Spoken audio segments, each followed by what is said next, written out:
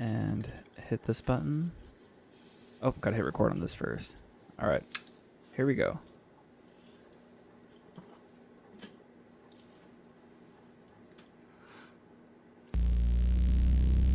Perfectly balanced. As all things should be. Maximum effort. In this war, there's no surrender.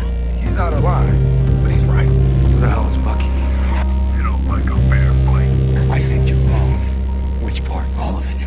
Think you're the only superhero in the world? Touché. Did not have the thing pulled up. I was getting ahead of myself there. All right, everybody. Well, welcome back to the Rogue Agents podcast for your weekly entertainment. Got Sam. We did it. Dizzard in the house. We're running a little bit late. Sorry, it's my fault.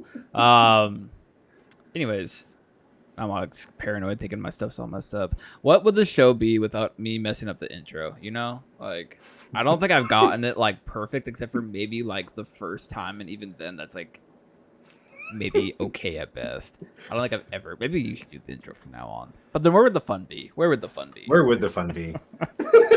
All right. Anyways, welcome everybody to the show. First off, announcements. We're going to go ahead and say thank you to the patrons. If you'd be interested in becoming a patron, the link will be in the description, or you can just ask around the Discord, whatever. It's up to you. Not necessary at all. But thanks to the guys and folk who do. Other big announcements. We have Nova coming up this weekend, which Sam and myself are attending. So that's exciting. Yeah, Yeah. I'm super hyped. I have no idea what to play still. You leave in literally less than 48 hours. That's the beauty of it, right? You leave in like what, 36 hours? Yeah, Friday morning around 9 o'clock. Yeah, so the all car. damn near 36 hours from now, you will be on the road and you have no idea what you're playing. I'm trying to convince Sam to play Midnight Suns. So I guess by the time, I guess this comes out tomorrow. So anybody who thinks Sam should play Midnight Suns, hop into the Discord and at Sam at Finger Guns play Midnight Suns. And if we can get over what do you think would be a good number? If we can get over 50 people adding you to say Midnight Suns and you have to play Midnight Suns, how about 50? 50 sounds good. I feel like 100. I feel like 100. 100? Since like I don't think we have that many people. Fair enough. It's gonna take a grassroots effort. It's gonna take a grassroots effort to make this happen. And it'd be one for each person, not like I'm gonna at Finger Guns 100 times. So, but if we can get 100 people to at Finger Guns to play Midnight Suns at Nova, then maybe we can convince him that he should do it. I think they're really good right now. I think they're really good. I saw Pagani put a picture up the other day that he was playing Midnight Suns, trying to teach somebody how to play the game. So that means they're really good, right? Must be. Must be. That's like I always bring the best things to teach someone the new game. fair enough. I don't know. I like Sun's position in the meta. I don't have a whole lot of experience with them. Yeah. And I don't really want to play Asgard again. Not that I'm not above it or anything. I just kind of I did the thing I wanted to do, and Asgard's my comfy place, and so now I just kind of I want to do something else now. Yeah. I just don't know exactly what. But I guess we can let's have tangent number 1. Are you writing notes? Because I'm not writing notes. Oh, of course. I'm the timestamper. It's okay. At least I caught it now. Anyways, I think it's actually a very interesting discussion where it comes to Midnight Suns, because I posted this elsewhere, and you and I have talked about it. And it's yeah, how are Suns not the top dog? They have some of the best characters in the game. You have Dr. Voodoo, you have Black Cat, you have Iron Fist with Heroes for Hire, you have OG Strange, you have Moon Knight, who's a decent 3 threat. You have one of the you have one of the best 2 threats in Wong. And I mean, still okay, feels weird to hear that. I mean, sorry. I know, but it's it's not. It's true. It's true. To be honest, it's not hyperbolic. It's not super out there of a take. But Wong might actually be one of the best 2 threats in the current meta. 1, removing conditions. 2, healing when there's no healing cards. I guess there's 1 healing card, but top support 2 in the game. Top. You're right. Top support 2. Now, hear me out. So we have almost every single affiliated character. Ghost Rider. Ghost Rider is great in the current meta. Now, you have Yep. some of the best characters, like A tier characters, arguably, and then you have some of the best tactics cards. You have a slightly more expensive Wakanda Forever. You have Bat, which is super good in the current meta. Like, you don't want to die for a round. Like, I'm gonna bats the shit out of somebody and reduce that spike. Then you just take Recal as well with it, which we're gonna get to that in a second with this Malekith ruling. I'm hyped tonight if you can't tell. Just like they nerfed me on the way in. I'm so excited. And we're gonna talk about that, but also you have bats. We've been talking about Seance under Dr. Voodoo, which is actually pretty kind of good right now. As far as character cards go, like Voodoo might actually want Seance, especially under Midnight Suns. Then I don't remember the other card is because that one actually doesn't matter. I can't remember what it's There's called. another one? Yeah, there's another one. I can't remember. It's the one that like you pay 2 power, and if you have a hit crit wild, you stun them, and everybody within too. Yeah, Like that one. it could be The arguably, other Brother Voodoo card. yeah, like it could be arguably okay, but it's like I don't know. I think the investment and the requirement is just way too much for just a stun. But anyways, Yeah. three If it was stun and tactics. move, maybe. 3 tactics cards, even though the Voodoo Seance isn't affiliated, it might as well be. So it's kind of like super good. And then you have Fist bringing heroes for hire. You're probably playing Mystique because she's really good under them. You got Ghost Rider with Deal with the Devil. Like, great tactics cards, great characters. And they're like one of the best leaderships in the game if you can abuse it. Like, if I have an extra power, I now have a way to get away at the end of my turn. So you have to basically, you're essentially staggered because I'm range 2. Okay, I'm going to bump. And now you have to move if you want to hit me for certain characters. Or Mel's not staggered. Mel's not staggered. You're right where he wants you. or I'm trying to be positive here, you know.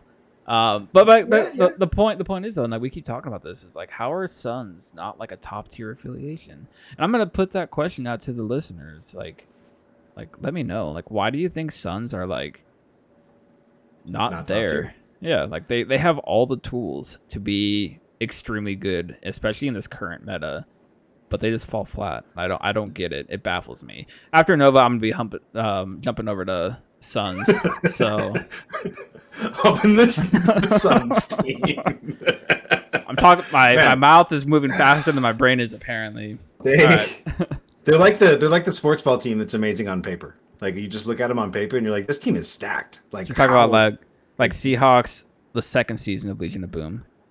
yeah, so, pretty like, much. You're just like, yeah. how does this team not just win everything? Yeah, And yeah. then they're just like, what if we went 10-5 and like didn't? And then we throw the Super Bowl. God. This is why I stopped watching football. That game is why I stopped watching football. Whew. You should have right, just thrown it. Should have just thrown it.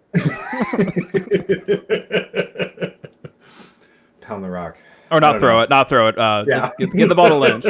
Give the ball That's to what Lynch. they did was throw it. Yeah, they did was throw, and they threw the game. Throw the Super Bowl. Jesus. Ugh. All I don't right. know. They seem well positioned, but I don't see what they don't do. I think that like Suns with like Malekith and Hulk and some other like big nasty 5 threat, like I don't know, maybe Juggernaut or something. Well, so Seems like plenty reasonable. Like, you can So, definitely like- like splash stuff with them. I mean, little update. I'm gonna give a big shout out to Battlegrounds Games in Midlothian, Virginia. If anybody's in the area, they do a tournament every single month, and great people. Nice. Real good local scene. We had 16 people, which is amazing for a local event. Oh, that's great. And it's huge. And like my last game was against somebody playing Suns with Hulk, and I tell you what, Suns with Hulk is scary. Like, he did a phenomenal job playing that list. He did really, really well. He actually almost beat me. It was really, really close towards the end. But I was able to squeak out and do pretty well. It was a good day overall for me. He did pretty well too, from what I saw. But I kind of want to talk to him about what he's doing at Midnight Suns, because he, again, like, out of a 16 people event, second place. So congrats to him for doing so well with them, and great job. And yeah, if anybody in the area, go check out Battlegrounds in Virginia. They do tournaments every single month, and they run a good show there. Okay, let's talk about the big news of today specifically. As of 5 hours ago, my my Malekith was a great oppression against this game, as many people have referred to him as. And the glory be that is AMG has come out with a ruling on the forums to suppress this oppression known as Malekith. However, in doing so, they also took a bat to Domino, our beloved. Poor Domino. Poor Domino. All right, but all real talk, the whole probability manipulation on Domino and Cloak of Shadows under Malekith is getting a change, but it's not really getting a change because it's actually just clarifying the interpretation of the rule. Because if you read the rule, there is a statement in it that says choose one Skrull. Well, that's what it is now. It's literally you choose one Skrull, you pay for that Skrull. Like you pay X still. If I have 5 Skrulls in my initial roll, I could pay 5. But it's that Skrull specifically. If it gets rerolled to anything else, even if it gets rerolled to another Skrull, it no longer counts. If it gets reverse pierced from like Supreme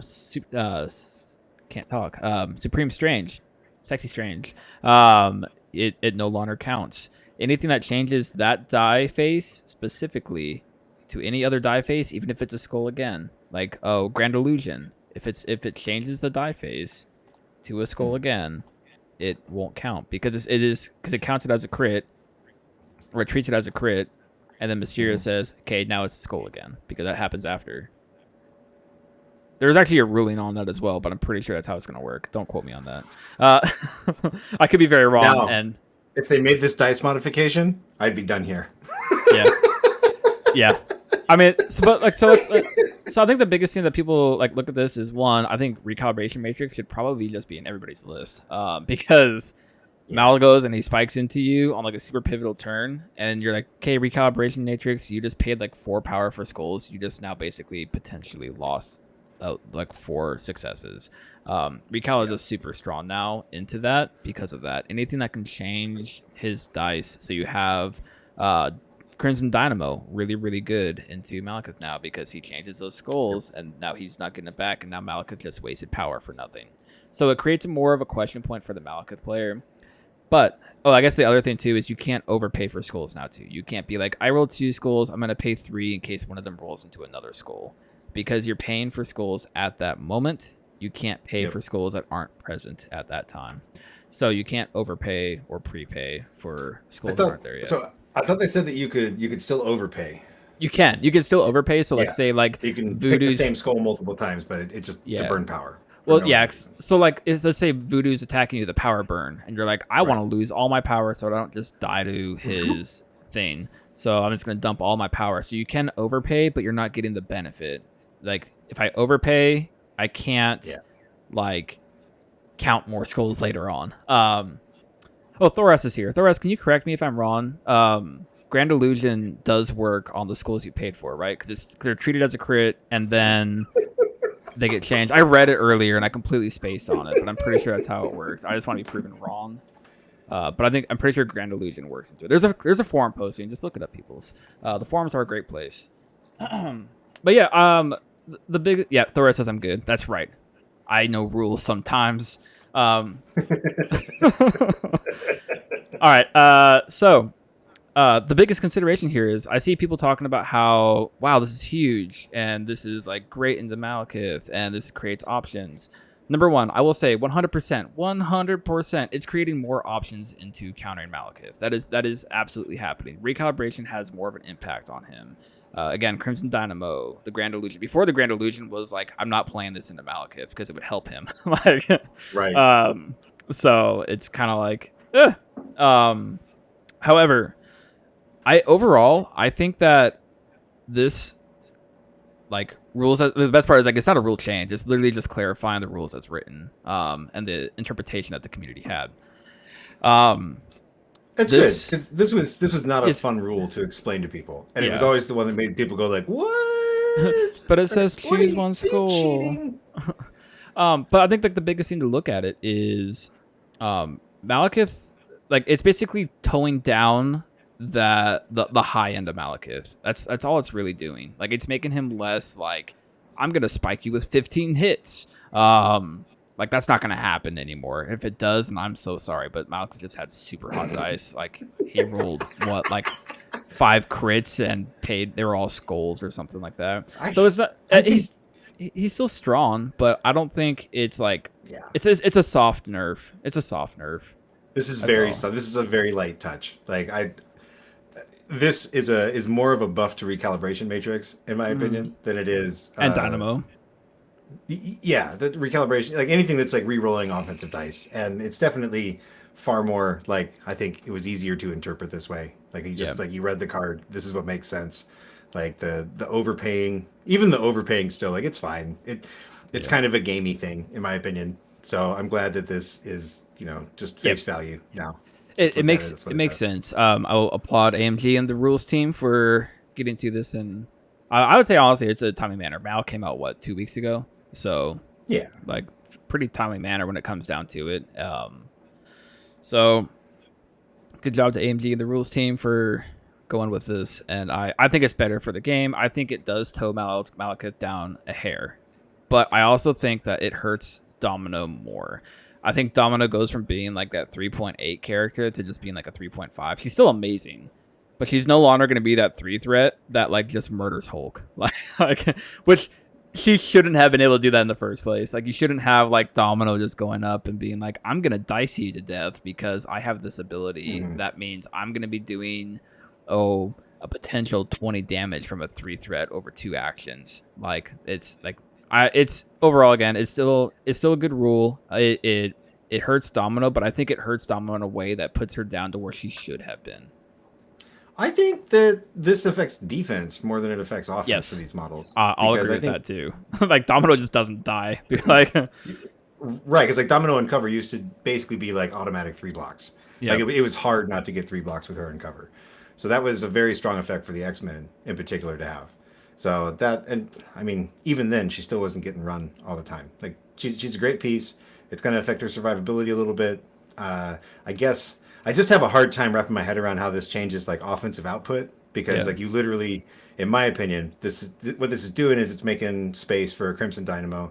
It's buying you a turn with Recalibration Matrix, but largely the output is not going to be affected. It's way more of a defensive change in my opinion. Yeah. I got Shuma in the chat saying, in my honest opinion, they should have gone a little bit further and made counting dice as a form of dice modification. I don't think so, because you kind of want to have that difference in the game. Like, it adds more complexity to the game and adds more depth to the game. If we just have everything be the same rule, then it kind of gets stale after a while. So having the differences in wording and verbiage creates more design space for the developers to be able to say, okay, this character is going to be this way while this character be this way. So it helps out design space for when they're trying to do something different and wacky. So it's more so helping them out in the long run so they can create more interesting characters. That's fair. I have a slight disagree on that. I think that like counts blanks I think should remain not dice modification. I think like martial artist, because it's like just a passive effect because it's just always on. This is something that you're literally choosing to do that is changing the face of your die. Like the language feels like splitting a hair to me on this. Yeah. I kind of wish that Cloak of Shadows was dice modification too. But I do think the martial artist should remain. I will say I think passive. The best thing that I've seen, like best recommendation. I hate like recommending. I would do this to change this character because like I'm not a game designer. I don't do this. Same. So I hate those discussions, but I also love them because they're also fun. I'm a very big hypocrite when it comes to them because I love having those conversations, but I also hate them because they're completely pointless conversations because they're not going to do anything. But I will say I think the best recommendation that I have seen for Cloak of Shadows is instead of making it count as a crit, just make it count as a success. I think that like brings Malekith's value down, but it doesn't like make him not a 7 threat. However, I think how it is now is essentially doing the same thing because like you're cutting off that high end so much by making them not be able to count more that aren't there yet. That cuts off the high end so much. It just means he's not spiking people to oblivion. It means he's not going to be one-shotting people as much, but he's still probably going to be one-rounding a lot of people. Like, he's still going to be the one-round knockout. He's just not going to be the one-shot knockout as much. It's still going to happen. Don't get me wrong. It's absolutely going to happen. He's going to go in there, and he's going to one-shot somebody. But he's not going to be one-rounding people left and right. or one-shotting people left and right over and over and over again. All right. I think that's good enough on that. What do you think? Yeah, I think so. I think the crits are fine. I like that he blows up crits. I want a Malekith as a destroyer of worlds. Like I'm all for it. So I don't know. Absolutely. I mean, one last Malekith thing, like the other like big discussion this week has been like, is the game balanced for 7th threat?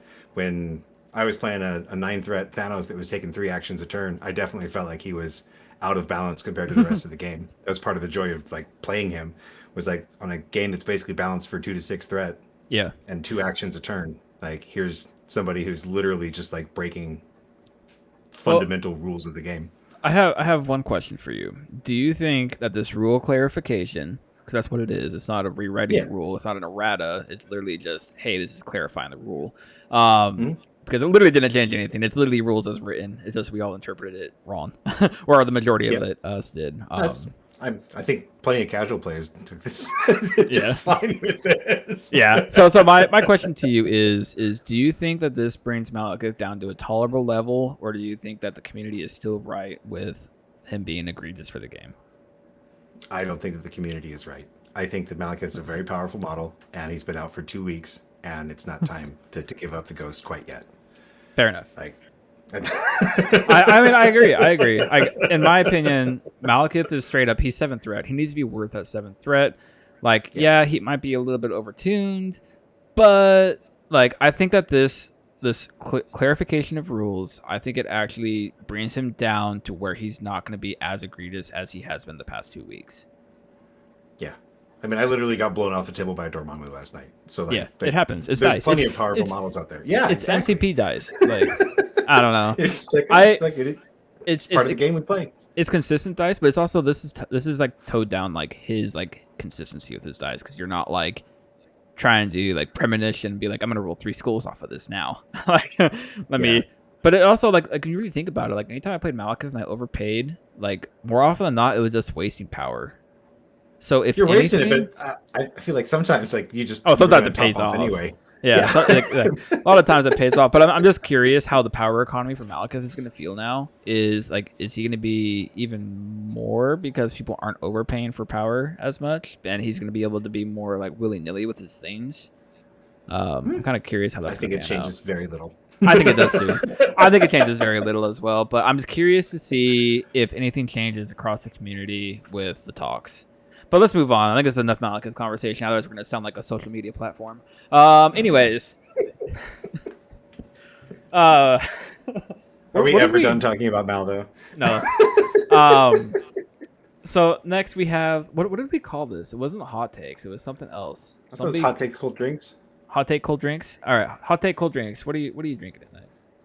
Tonight I'm drinking Original Sin Crimson Chaos Cider. New York apples with a chaotic mix of berries and cherries. It's great. How chaotic I'm not always is it? a cider guy. I felt like the first 2 that I had, like on Sunday of last week, not like earlier tonight, but the first 2 I had almost tasted different from each other. So maybe that's where like the chaotic name comes from. But it's been pretty consistent since then. So that's maybe fair. It was just a Sunday. It's just a Sunday thing. All right. I am having. Okay, so I was super excited about this because wife and I go over to the gas station. So you take the Class 6 on Post.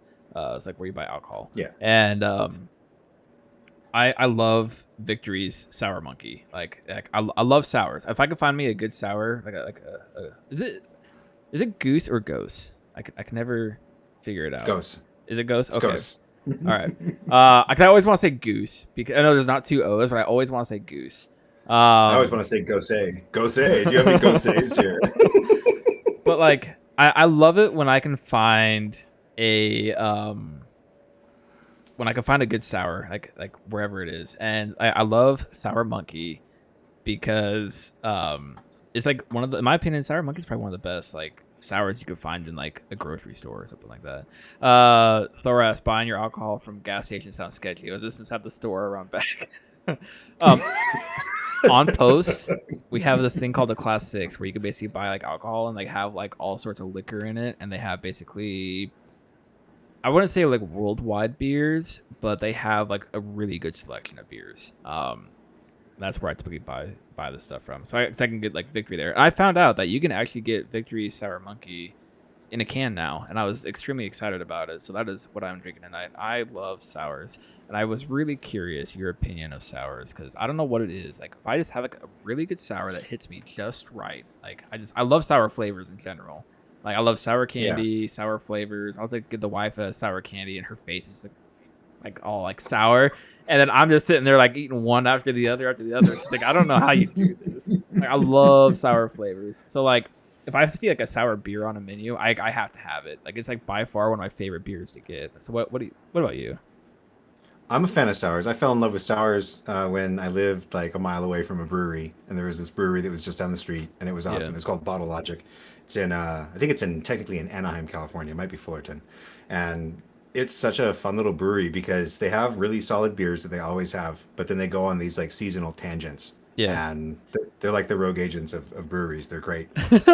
And so like fall would be like dark beers, and like summertime, like early summer would be like sours, and then late summer would be like IPAs. To be fair, if it was like the rogue agents of a brewery, it'd be like falls would be like a pale ale, and then winter you'd have like a porter, and then summertime, instead of like a summer shandy or a wheat, you're gonna have a stout. Oof, they never did that one. They never did that one. A super heavy dark. You don't know what you're gonna get. You don't know what you're gonna get. You thought you're gonna come in here and listen to us talk about Skrulls, and we're just sitting here talking about alcohol. And all right. Sours are good. If you've never had a sour, give it a rip. It's nothing like any beer you've ever had. They're fun. Yeah, absolutely. Like, and that they're sour always monkey will like. Oh, they're also get like you in the mouth. Well, I mean, the best part about it is like sours always taste amazing, and they always have like 8 to 12%, and it's like it's insane with how good it tastes and how high of an alcohol content it has. It's insane. Yeah. Well played. Well played, guys who made sours. Yeah.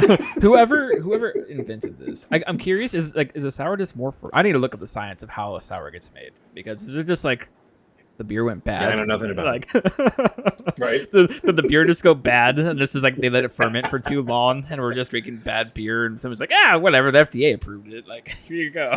Oh yeah, I mean that's like the guy that first spilled vodka in tomato soup, right? Like, yeah. What if it was a thing? All right, let's get on with the show. All right, we're gonna talk about last week's challenge of the week. We were talking about let's make a list with Kraven in it. Did we say it had to be foes as well, or was it just Kraven? I don't remember. I think you said it had to be foes. I think it was like foes with Kraven, no lizard. Yeah, I think that's what it was. Yeah, and we both actually had a consensus. We went with Kenny G21. I never say Kenny G21, but I'm gonna say it this time. He calls it the Master Trappers Kenny. And Hunters. So.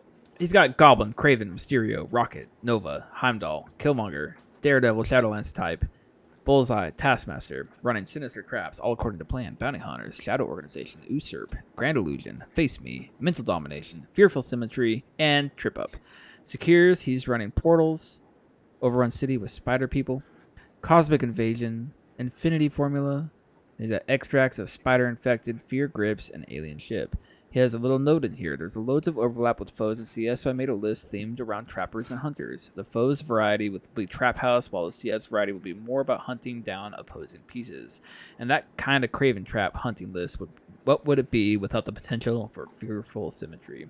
And we were like, my conclusion with like looking at his that I love the most is like it actually looked like an actual somewhat competitive list, while also remaining true to the theme and being very, very true to Kenny. Yep. Like, I love this list. I've played stuff similar. I love Kraven. I just wish I saw him more on the table. So I love the list. So that's why I picked it. Yep. This feels like a work of art from Kenny. I know he's been working on his various traps builds for the better part of a year. So good on you, Kenny. You finally did something of note. Now leave Black Also, Order. Congratulations. Leave Black Order. Leave Black Order and go play this list. I'm giving you permission to swap your cuts list to this. Do it now. I'm kidding. Don't do that. That's not a real confirmation. All right. Moving on. We got the main topic of the week, and this week we're gonna Here we continue go. on our crises talk. While we're almost 30 minutes in, and just now getting to the main topic. I'm sorry. Not sorry. We've been having a good time tonight. All right. So main topic of the night, we're gonna be talking about Skrulls. Continuing on with our crisis talk. We don't know if we're gonna talk cubes as well, just because cubes is very similar to spider portals, or spider infected rather. Yeah. I kind of want to talk something different next week instead of crisis. Give the crisis a little bit of a break. Do you think? Give it a break. I don't know. We need to touch on ease, but yes, That's fair. we can take a week or two for sure. All right. So, anyways, Skrulls. We have our fancy Matrix here, and Matrix. the Matrix. Please hold caller. Please hold while we pull this up because we're organized professionals. All right. So, Skrull, you got a C shape. It's a slow scorer. And I don't know. Like, I think slow scoring is like subjective here because it really depends Sure. on what the secure it's paired with. Like, I understand like the whole like we'd say an extract is slow or fast. But even if it's not two threat, if it's two VPs, like that's a two VPs that you're getting, your opponent's not getting, and that can make the game progress quickly. I think where Skrull is actually slow is those games where you don't find the Skrull until the 5th round. That is People what. aren't. Yeah. Yeah. If you're not checking, or if when you are checking, it's constantly not a crit. Which Yeah. I've played them. I've seen them. Sometimes it's just how it plays out. You're like, well, okay. Guess Guess there's no the extract. longer this the game goes on, the longer it goes on, like the more important it is to find, right? Yeah. Because it suddenly becomes like a get out of jail free card in those situations. Because like you could be behind like 6-5 going into round 5, and you're like, all right, it's 6-5. If I find the Skrull, I pull ahead. Well, I think that's like the conversation that needs to be had about Skrull is I think it's a slow and a fast extract. Because if you find it with, let's say, Toad round 1, turn 1, like that's going to be a very fast game. Or Hulk. Like if you find it with your first activation or even like in the first round and you have it, it's going to make the game very fast in my opinion, depending on the secure, of course. Fast, I think, is kind of subjective here because if you can get the 4 points, if you can get 4 points, right? Yeah. If you can get the Skrull and 2 others, you're on a 4-turn clock that game. Yeah. And if you can force parity, whether you have the Skrull or not, right? So like if you're in a situation where you had to give up a lot to like find that Skrull and now you're out of position, you're scrambling to cover the secures, you only need to cover 1 in most cases to keep parity. Gamma's kind of a different one in that respect because those home points are worth so much. But even with Gamma, you can kind of seed the middle so long as you don't give up your home and you're still looking at a 3-3 score. Yeah. So, and 3-3 is a long game. That's a 5 or 6 turn clock, right? So now you're going the whole way at that point. Versus something like we talked about Spider Infected last week, which that could absolutely be a 3-round game because of how many points are on the board. I guess that's where the whole fast thing comes into play. But I still think okay. So if I have a lawnmower, right, and I have the rabbit at the top, and the rabbit is like Spider Infected, and the turtle is what do you think is the slowest extract game? Probably Creekor. Creekor, I guess if it's Creekor, it'd be Skrull as well. I think the senator might be actually because the senator always gets found round 1. The Skrull and the core have the same. They're the same speed in my opinion. Those two are the same. What would you say is the slowest extract though? Part of me wants to say Montesi. Maybe. I mean, you can only hold 1. There's 3 of them. I mean, it's the thing to remember about any sort of multi-extract, right, is that if you have a decently reasonable even split, like a 3-2 on an F or a 2-1 on Montesi, and especially if those change hands like once or twice, right? Like it's only a differential of 1, and you're only like it's only 1 more point for 1 person than the Skrull would be, right? So it really isn't that different. And for Montesi, it's like the same as the Skrull. But the major difference is that if you have the Skrull, you're pulling away or you're catching up, whereas with the other ones, you're not really pulling ahead. Like you're keeping it's more of a parity situation. Mm-hmm. So if you were to say Infected is the rabbit, where would you place Skrulls on the lawnmower scale? It's a turtle. It's a turtle, in my opinion. Like I understand what you're saying, and I don't disagree with you. But like sometimes you mow the lawn and it happens really fast. Like like even if you have it on the turtle speed, like if you just mowed it like a couple days ago, like it mows pretty quick again. I love this analogy though. But other times you got to like crank it up to the rabbit in order to get it done quick. And sometimes even then it's still not done very fast. I don't know. This is a turtle, in my opinion. I think it's the slowest. I mean, there isn't, now that herbs is gone, right? There isn't a more dead extract than this and the Skrull. That's true. Like herbs is probably like the turtliest of the turtles until you can Like, actually that's score the- on it. But like Right. throughout the entire game, majority of people like it's like considered it a dead extract, so you're not scoring any VPs with it for like I would say Right. probably 90% of games played. Even if you were like built to score an herb, like it still wasn't a sure thing. Like, Yeah. it did But- not take much. All it took was a Thanos, and you were done. I'm A good to last activation say Thanos. I'm good to say Skrulls is a let's say it's a turtle in second gear. All right, so it's like the one notch above the turtle. Yeah. So what's the? All right, and we're still going to say that herbs is the turtle because it still exists. Yeah, I think even though because it's like not if you're playing extended, you can played. still play herbs. Right. But I'd say herbs is the the way turtle. God intended is to play MCP. All right. Next, we got the center. So it's a C shape. You got 3 points across the middle of the board, and it's fun. Great for attrition lists because they just have to move once so they can hit it. Great for scenario pieces because they can either have shenanigans that make them be able to move, grab it, get away if they roll right. I think because of the fact that it's this, I'm sure we could probably talk about this more. Yeah, we're gonna talk about that more later. I'll save it. I'm not gonna ruin your talking points this time like I did last time. Whatever. It was fun. It's still RNG. We have a RNG. So basically, you're rolling. You need 2 dice to get a crit, and this is why sometimes you'll have games that go the whole entire game without even finding the Skrull, and that's a very sneaky Skrull. Yep. Singleton and potato. There's only one once it's found. Only One thing. Only one person can hold it. Only one person gets it. and it's you a can very steal hot it. potato.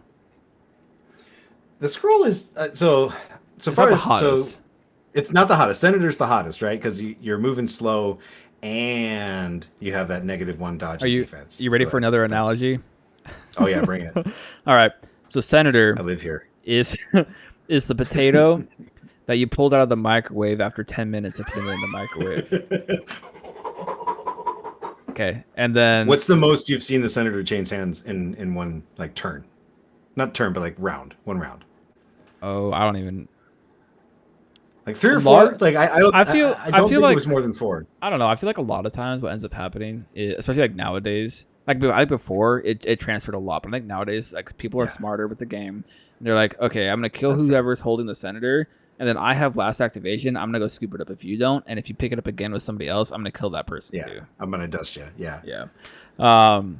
But like with Skrull, you don't really have that negative. You're slow moving. Is it slow? Yeah, it's slow moving, right? It's slow. Yeah, because You're- Kree is the one Yeah. action. And there's so many different things sometimes that get mixed up.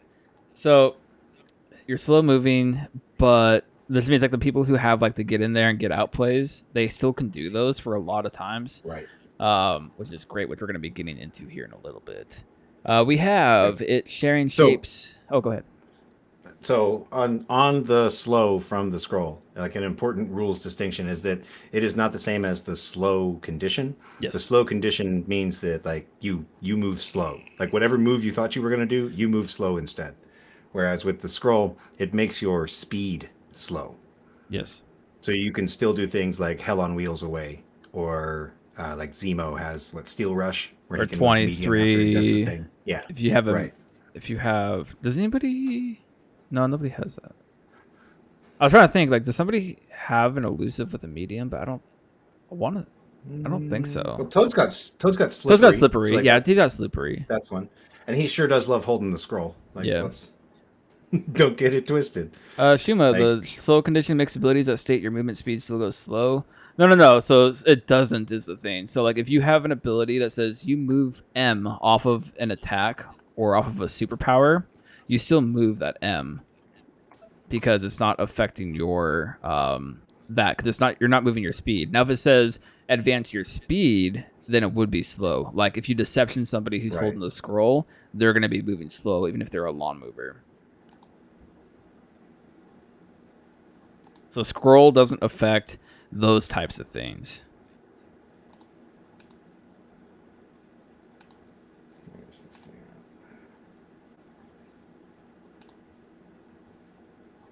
Dead Space. Whereas the slow, yeah, right, there we go. So for the slow status, this character can only use the short movement tool while advancing, is the exact reasoning there. Sorry, Thoras. Some confusion because speed is short, not slow. You're right. There we go. It is short. Oh, yeah, that one. Short. Yeah, the short movement, the long movement, and the medium movement tools. But slow. It's not slow. But yeah, that's how it works. If it's like an ability with a scroll off of a superpower or off of that, then it's like the scroll is not affecting it because it doesn't the scroll actually say move action? No, it just says the speed of the character. The speed of the holding character. scroll Okay. becomes short. Because like I believe I believe the reasoning, Shuma, is the fact that like let's say like Kraven's movement afterwards, it says this character moves medium. It's not saying this character moves at speed. So it's not affected there. However, doesn't the slow condition still affect those abilities? I'm pretty sure it does. I think so. Let me read Kraven real quick. Right? Let's read some cards, guys. Yeah. Because the scroll is different than the slow condition. So first of all, Kraven the Hunter's elusive may advance short. But it is an advance, so even if it says advance short, the slow condition says when you advance, you advance short. We need Thoras in here every single night when we go.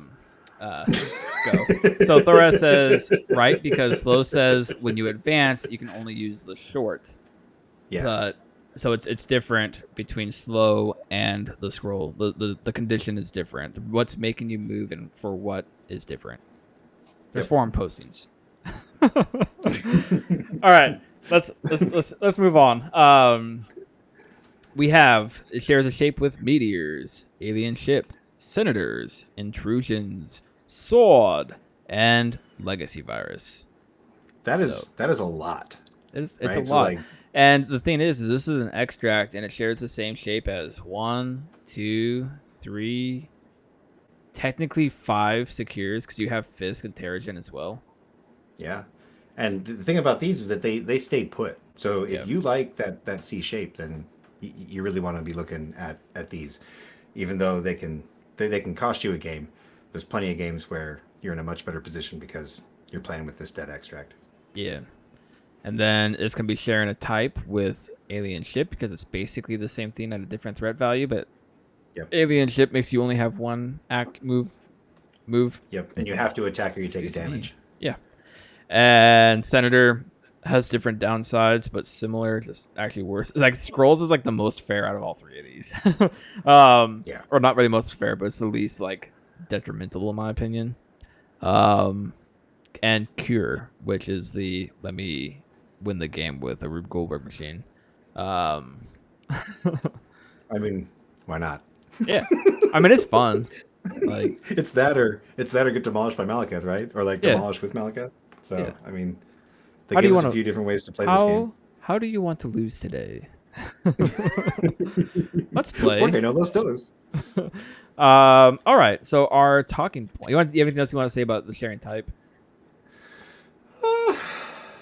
No, I mean, because like the sharing the type of the ship. So I guess like one of the interesting points that's like a variance between like short movement and long movement, just to keep in your mind, is that like with the Kree-Core or the alien ship, like however you feel like referring to it, 2 slow moves is longer than a long move. So you can actually get away further with the Skrull than you can with the the core, right? Because you're only with the core you get to move 1 time. With the Skrull you get to move twice. So you can move further. I don't remember if it's for every base size, but certainly for a small base. However, and then there is. We're not talking about Kree-Core. Go ahead. Sorry. I mean, I got excited. I got excited. I mean, part of the point is to reference these things to other crises in the game.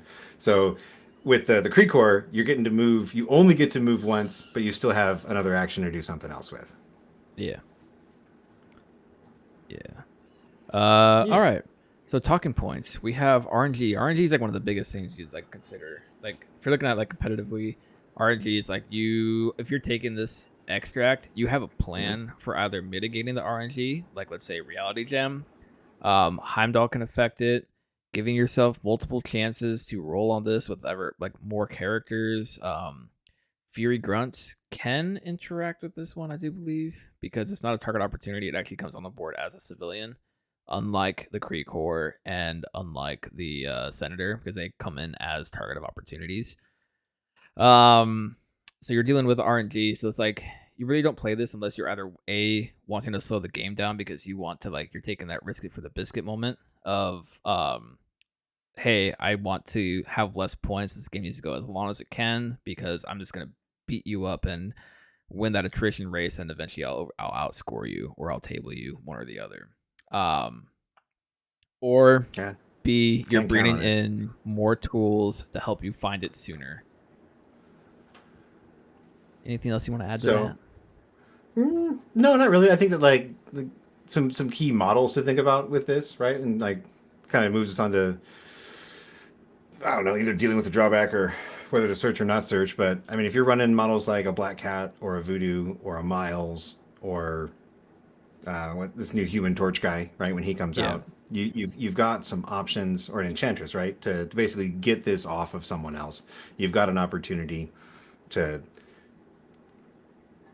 mitigate that scoring without having to actually KO the model that's holding it or daze the model that's holding it. So I think that having those plans are all important, but also just putting models like Hulk or Toad in position to grab this thing late in a round can be game defining. I'd like to know what the win percentage is for someone who finds the core on like the last activation with a Toad or a Hulk. Like, because I'm guessing it's upwards of 80%.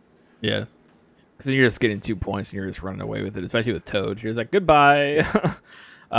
With Toad, you're not even worried about it. With Hulk, you kind of like, you're like, well, he's 6th threat. I probably want him to still do some stuff. Yeah. But it's going to be a lot more gamma launch, punch, throw if I didn't get the push, and then walk away. I think one of the worst aspects of like something that needs to be considered, if you're like, again, competitive mindset here, if you are looking at Skrulls, you need to understand that if you are rolling for the Skrull, do you want the Skrull on this character? This goes the same for Senator. This goes the same for Kree Corps. Do I actually want this character holding the objective? Because 9 times out of 10, if you put the character out there going for it and you really don't want them holding that thing, they're going to be the one that finds it. Yeah. Every single time. First activation, you run up with character, you're like, I'm just going to check it with Zemo, right? Because it's just a numbers game. We got to get this thing on somebody. And now you've got your Zemo moving short until he gets dazed and drops it.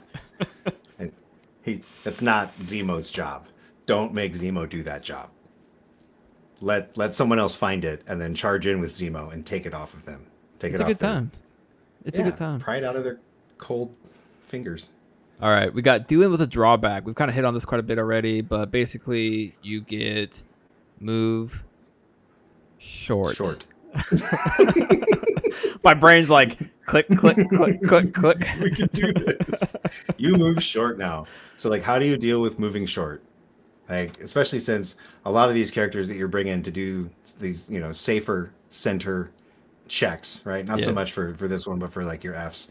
If you bring like an Angela in on this, she's not getting anywhere near as far away as she could have, if she was able to move long. So having this on somebody who moves long is not really what you want. Having it on somebody who moves short, they basically don't have any drawbacks from it.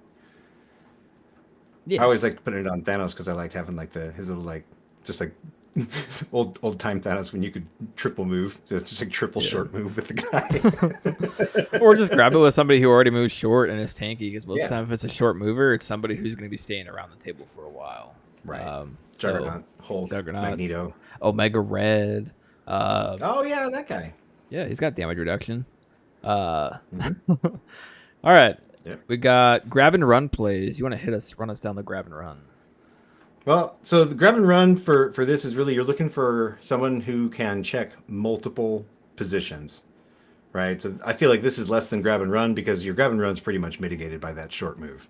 Uh, Suns are an interesting option Yeah. where you could maybe find it and then bump back, but somebody like an Angela who can run up and check the center, and if she doesn't find it there, she can dip off to either of the sides, depending on how you moved her up, and she can check that one over there next. I think those are cool plays. It's not really grab and run, but you're getting multiple points of contact. I like that. It improves your odds. I don't remember exactly what all the great odds are here, but another one is a multi-gem Thanos, right? So a medium base, medium move with eyes on the prize and at least 3 power. Can also check 2 positions. Yeah. Because you're moving up to the center line and you have the range to do it. And yeah. But Toad you can't, just for gave what a that's worth. plus. You just gave a plus for Suns. Maybe you should be playing Suns. You got this. Careful what you wish for. Unlock the Midnight Suns. I'm not ready. The world's not ready, and neither am I. Yes, you are. Just the best decisions are ones you don't know you need to make. Wow. It's getting deep now. Yeah, it is. All right. Got search or no search? Search or no search? I think a lot Yeah. of like attrition style teams are like the ones who are like, I'm not gonna search for this thing because I'm not gonna put that objective. Man, I can't. That fulcrum point. I don't really know what you want to call it. That teeter totter. I don't want to put that in your favor. Where I'm just gonna Right. leave it, and if you want to search for it, go for it. 'Cause I'm just gonna try and kill you as soon as you find it. Versus people like web warriors who are like, I need to find this thing as fast as possible so I can get away as fast as possible. So that's something that I think is like very pivotal to understanding is, are you playing with a character or an affiliation that wants to find this thing or wants to just leave it on the table? Like when I played X-Force, man, X-Force reference, people miss them. X-Force Midnight was Force. It's very Midnight Force is coming next. You wait, or don't wait. I don't. That's such a weird like. This. It's such a weird expression though, because like if you think about it, like you just wait. Why would I want you to wait when it's like? I guess like it builds up the anticipation. You know what I'm saying? Like it's such a weird expression when you think about like the concept of it, because you're asking people to wait for you, yet you want to wow them. So I guess like it goes in hand in hand with like the anticipation of building up the suspense of what's gonna happen when they're just gonna be let down because it's Midnight Suns and X-Force paired together. That's showmanship right there. Showmanship. But like, it is a really weird expression when it really comes down to it, because like, do you think it'd be better for me to just like be like, bam, it's happening right now? You don't wait for this. You want to be on the edge of your seat, or you just delayed wait. gratification. Take a seat back, chill out. It'll be coming in the next couple of weeks. It'll happen. By the way, yeah, I'm after Nova, I'll be jumping back to X-Force. I'm trying out some Midnight Suns and X-Force. So anybody who's been asking for it, it's gonna happen. It's coming. Anyways, I forgot where we were. We got search and no search. So like back in Search, no X-Force search. days, like X-Force, I'd run like Skrull and Kree and like these like single extracts, because I'd just leave it on the table and I'd be like, okay, if you want to go find it, that's great, because Cable's just gonna shoot you from the deployment and body slide and get onto a secure. And he's gonna be. This is like where Cable loves to play. Cable loves being able to just body slide onto a secure and be able to double tap somebody. Like it's great for him. It's like where you get your most money for Cable. So like having characters like that where you realize like, I don't want to find this thing. I just want to bait you into looking for it while I try and do what I can to take you out after you find it for me. And like Black Order is the same way. They're like, hey, you find it for me, and then I'll just take it out of your hands. Thanks. Appreciate that. I mean, it's like the bounty hunter analogy that we've referenced, like, every like 4th episode. The attrition roster has to succeed basically every time, and the wider roster only has to succeed once, right? So the wider roster has the extra bodies. They potentially have the extra power to run some extra checks for the scoring opportunity that they need to get out of this game alive. Whereas the attrition roster needs the sure thing. So I don't need to move somebody up and check there. I need to put someone in position to make sure that you don't score it again. Or better yet, that you don't score it at all. Yeah. Cool. All right. You got reality on here. Yeah, because it works. It works. Reality So Corvus makes you Corvus find has it. pretty stupid odds to pick this thing up, or Reality Space Thanos has pretty stupid odds to pick this thing up.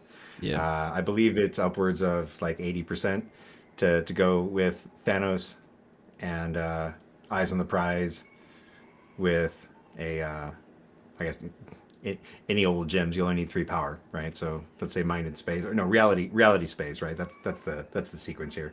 Yep. So you come up and you check, and you've got a great percentage because you've basically got 50% odds, and then you do it again next door, and you've got those same 50% odds to find it. So real And good. then, speaking of reality, you got Heimdall in the game now, who, if Yep. somebody will, like, you could have Heimdall get into position onto a secure, and then have somebody go up and get basically, essentially 2 chances at finding it, as long as they're not rolling skulls. So, There we go. 68 for Thanos plus reality. there you go. Heimdall takes it to it 83. There you go. So you take both. If you're playing Skrulls, just take Yeah. Reality Gem and Heimdall. There you go. Play Asgard Black Order. There's your list. There's Nope. your Nova list. Nope. Maybe one, maybe the other, but not together. All right.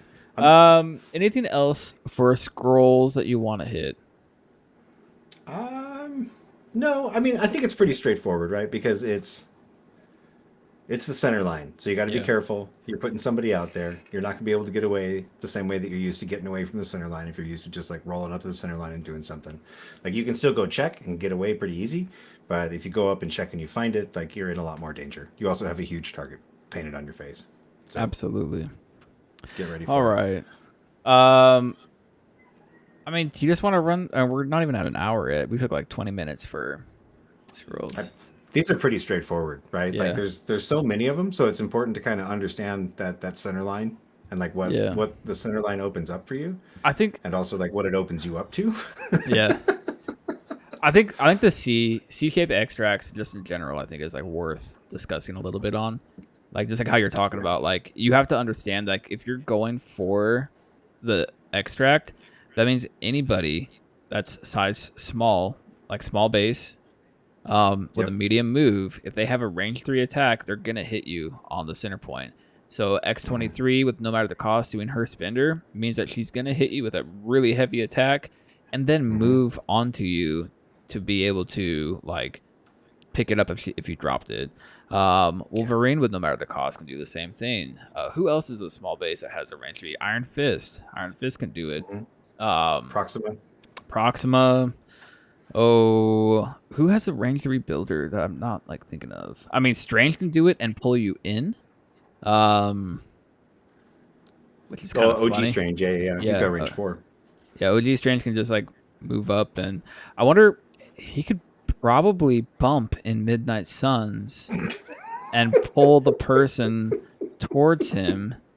I'm curious if you bump with Strange, if your range 4 will reach center line if they're contesting it at any point. I think if they're on the far side, they might be just out.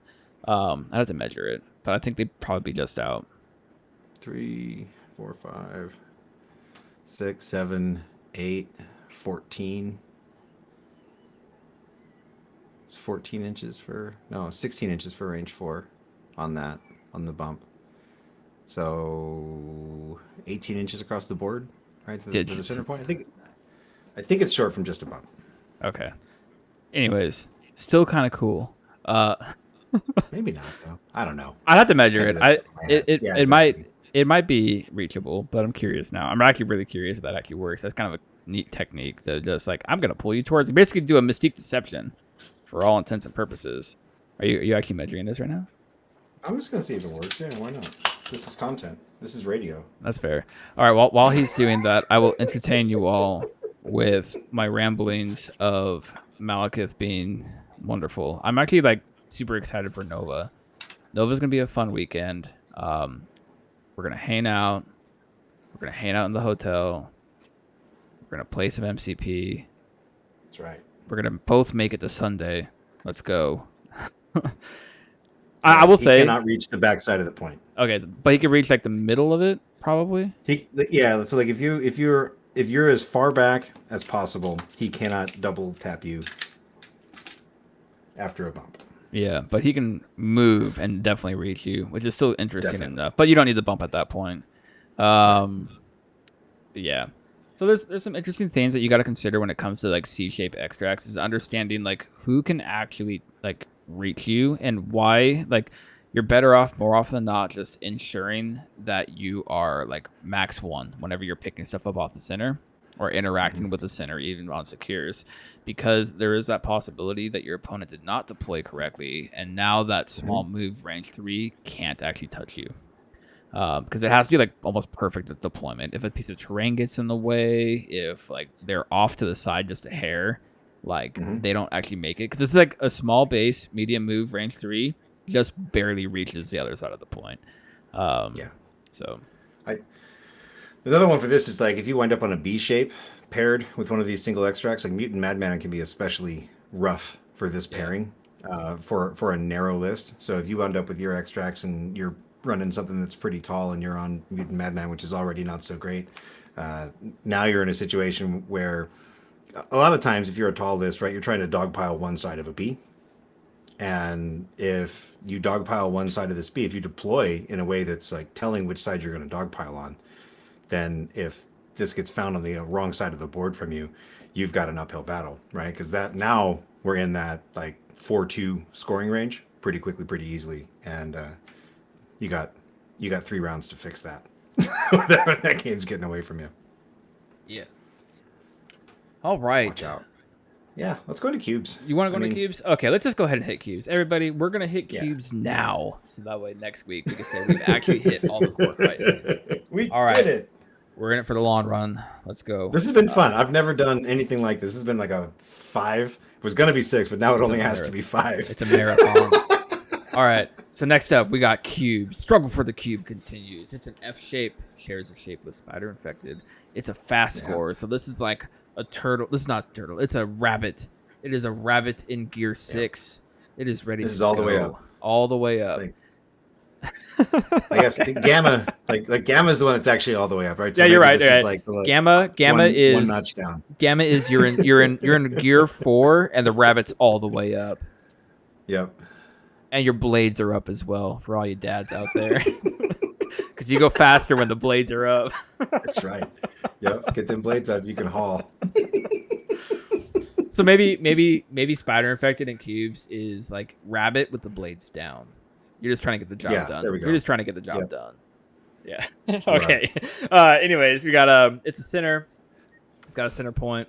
Shares shape with spider infected and scoundrels, and it shares type with spider infected and Montesi. Biggest takeaways from the cubes is you have the cube damage, and this is actually something that like even to this day it'll catch you off guard. Like I've been playing this game since it came out, and for some reason I still can't get over the fact that like, oh, I'm gonna die in the power phase, and I just like space on it, and then like I get to the power phase, I'm like, oh, I have no, I lost Zemo for this round. Yeah, some of those games go real sideways real fast. But it's like it's definitely like something to like that you need to be paying attention to, because it's like if you're like looking at your opponent and you're like, okay, I left him on 1, like he's like 4 out of 5 damage. I'm just going to say I'm not going to attack that person because they're going to die in the power phase. Unless they've already, like, they don't have to activate yet. If they've already activated, then it's like, I'm going to leave them there. My opponent doesn't have patch up or a way to heal them. So they're going to die in the power phase, and they're going to be down a character next round, and I can really try and get that swing turn going for me. It's something that you really need to pay attention to, as well as pay attention to on your own characters. Because sometimes you will send a character up and be like, I can risk taking a couple damage here. Cubes really changes the way that works in that dynamic. Because you're like, well, normally I can risk taking 3 damage and I'm okay. But you go there and you take that little spike and you take 4. And you just lost like Baron Zemo round 1. And you're just like, oh, now my opponent has Prio. Okay, and I'm gonna be down a character. This is looking real good for me, guys. Cubes is rough. Like that, the damage really adds up. This is one of the secures that I'm most excited to see when I'm playing Asgard, because of the interaction with the leadership is just fantastic because you're just like, I gain an extra power, I just use that kind of at my convenience to heal the damage off. It's great with healing factor characters as well. Like even though like it does, it can kind of dictate your activation order, right? Because you are down those 2 health until the end of your activation. So if you've got, multiple characters holding multiple cubes and they've got healing factor, you can only activate one of them at a time, outside of some edge cases. So I've always been like an advocate. Like people are like, healing factor characters are great for cubes. And I'm just like, I don't know about that, because if you really think about it, cubes still hurts them the same way it hurts everybody else, unless you're going to activate with priority and activate that character first. Like you just said. It just doesn't add up, right? That's the only difference, is that the cube damage doesn't add up. They still take it. It just doesn't add up. Yeah. Unlike like Juggernaut or Kingpin or Crossbones, where like that was some of my original cubes teams, was Kingpin and Crossbones. Just like I'm gonna do this. And interesting thing there is that you don't gain the power if you don't take the damage. So kind of watch out for that. Which is fine, because it's like I'm gonna I don't want Kingpin taking damage anyways, because I want him to stay around longer. And people are going to be throwing in punches into Kingpin anyways. And if they're not, he's okay with that too, because he just wants to stand in one spot, maybe occasionally do a throw.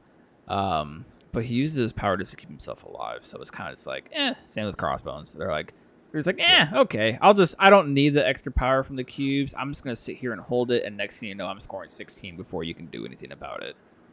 Yeah, so. For those guys, for me, it's less about that cube damage, right? So like preventing the cube damage is huge, but then just remember that when you want to block the incoming damage from the shot, right? Yeah. If you spend that damage, you might have less power than you thought you did. That's the trap I always find myself in, where I'm like, oh, well now I only have 1 power for my actual turn. So this is fun. Guess I'll throw a punch at you, which I didn't want to do. Great, and then I'll walk backwards. Yeah. All right, we got the other thing to think about is the economy shift is with cubes on the table. That means that characters will be doing their superpowers that they shouldn't be doing earlier. Like round 2, I'm going to be able to do my 2-cost superpower, even though I picked something up. I'm going to be able to do, I'm going to be an Asgardian. I'm going to do a 3-cost superpower, even though I picked something up. Like it's much different economy going on. Next, we got safe grabs. What do you mean by this? Well, Angela is a great example of a safe grab on this. Angela can grab 2 cubes on turn 1. She can grab the center and then one of her home, or even the center and one of your opponent's homes if you've got a weak landing spot that you can put her in where you're not too concerned about her. Just you don't want to lose a 5-threat character during the power phase of turn 2. So obviously you don't want to put her in too much danger. But the safe grab strategy is basically having a model that can grab something from the center and then get back to safety. X-Men. So there's a lot of these. X-Men have it. Angela has it. Again, eyes on the prize, medium base, medium move. X-Men can grab 3 round 1, can't they? With Corvus and Proxima. If you do the Corvus and Proxima thing, then you can.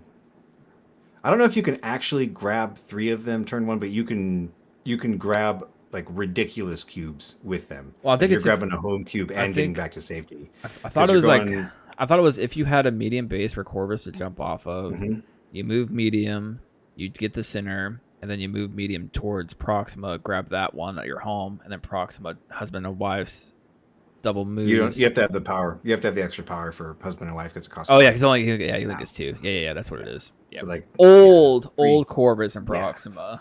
Yeah. Now I think the play is more often than not like you're gonna grab your home cube with Corvus, and then husband and wife at the maximum range that you can do for Proxima, and then she's going to leap off of Corvus, long move up, grab your opponents, and come back. And now you've got your home cube on that side and your opponent's home cube on that side. So then you've just got like a weird. Well, yeah, and it's like at that point, your opponent is forced to grab center if they want to have 2, or they just send somebody or yours and grab yours, or medium move, medium base, medium move, but which is our next one. Medium base, medium move means that they can get to your cube, or you can get to their cube on the far side. Meaning you could just double move Sinister, which I keep trying to think of like a healing factor team with like Sinister, because it's just like, or Asgard. Because Sinister with 3 damage reduction ain't no slouch. Heck no. Like but like the issue is you have to have the power. I wish force extraction it costs power to do. That's hot take. Uh, uh, Too I love late. Sinister. I love Sinister though. But yeah, medium base, medium moves. You need to be aware of it. If your opponent has like Lizard on your opponent's team, then they could easily get there with Lizard, grab a cube. Granted, they're sitting duck for your entire team to go into if they do it early enough. But like majority of the time, they do it at a time that like, okay, it is like late round 1 and you still haven't picked up your home cube. Okay, Lizard's gonna get it. Yeah, and that's one of those things like Lizard and Convocation is especially potent for this, or even like a so it's not just medium base, medium move, it's also long move, small base, right? So the like Black Panther can do the same thing. He can go up and grab your thingamajugger. One Absolute says he does it with Fury and Agents. I think Agents are super interesting to do it with because they can do it, and then it's like the nice thing about it is if the Agents get it and your opponent kills the Agents, well now your opponent's still not getting the cube because the Agents get to drop the cube where they want to, which puts it back to pretty much a C line, which means you're going to go next with your own person to grab the cube up again with somebody else. So that's a very fun play. You got to be wide enough to pull that off, but like Matt says here, like Toad can still get up and grab that thing and stay relatively safe because now you got to think that like now your opponent's also activated a piece or two in the interim. Yep. Oh yeah, Toad's the other one. Toad can just medium move and he interacts within range 2 and grabs something else. So like there's multiple ways that an opponent can actually grab your cubes. Or you can grab your opponent's cubes without them realizing it. I've had some really interesting games on cubes and Spider Infected where you're facing off against like a Lizard and a Black Panther and it's a Toad and a Lizard and it's just weird because you both just steal each other's. And now we're back to parity. Yep, exactly. And now we're back to figuring out who's gonna strand themselves out by the center. Exactly. But, all right. Anything else you want to talk about? Multiple cubes? Yeah, multiple cubes in the same body. Like that's a big one, right? Because like unlike Spider Infected and Montesi, where you literally need that many bodies to get that many points, like this you can just load people up. And sometimes when you get into the mid to late game, that daze becomes a lot less of a problem for you. So like the Fury Grunts are a really clear example of this, where you can just pop in and grab multiple cubes on them. They're definitely going to daze, but maybe it doesn't really matter so much. And when they drop them, you control the drops, so that can be absolutely huge. Another one like Hulk, Thanos, anybody with a large health pool can be particularly strong on this, especially in the late game if they've managed to stay fairly healthy through the game and keep the damage off of them. Or like if you're running somebody like Hood, that's another one where you can just kind of stack multiple cubes on a big body and then heal the damage off turn after turn. Yeah. Good times. Cubes is great. I think like all of these core crises are just super good for the game. In general, like they're fun. They're simple. They're not like wacky senators or legacy virus. They're not focused, right? So like you can play with all the core secures and like so part of what I was hoping to accomplish here, and I hope we did over the course of the series, is basically just kind of outlining that if you're not sure what your team is good at, if you're approaching the game and you're like, I really want to take this team of people, but I'm not sure what they're good at, run them with the core crises and you'll kind of figure out what you think this team is good at. Because Deadly Meteors is very different from Infinity Formula or Extremis consoles. And the Skrull is very different from Spider Infected and Cubes. I find that like Spider Infected and Cubes paired with hammers is a really interesting, triple threat, because a lot of the same principles that apply to Spider Infected and Cubes also apply to hammers, right? So hammers is more of a parity crisis in a lot of cases, at least if your opponent's playing it, I don't know, quote unquote correctly, right? Where I grab my hammer on one side, you grab your hammer on the other, and then we grab our home hammers at some point when it feels convenient.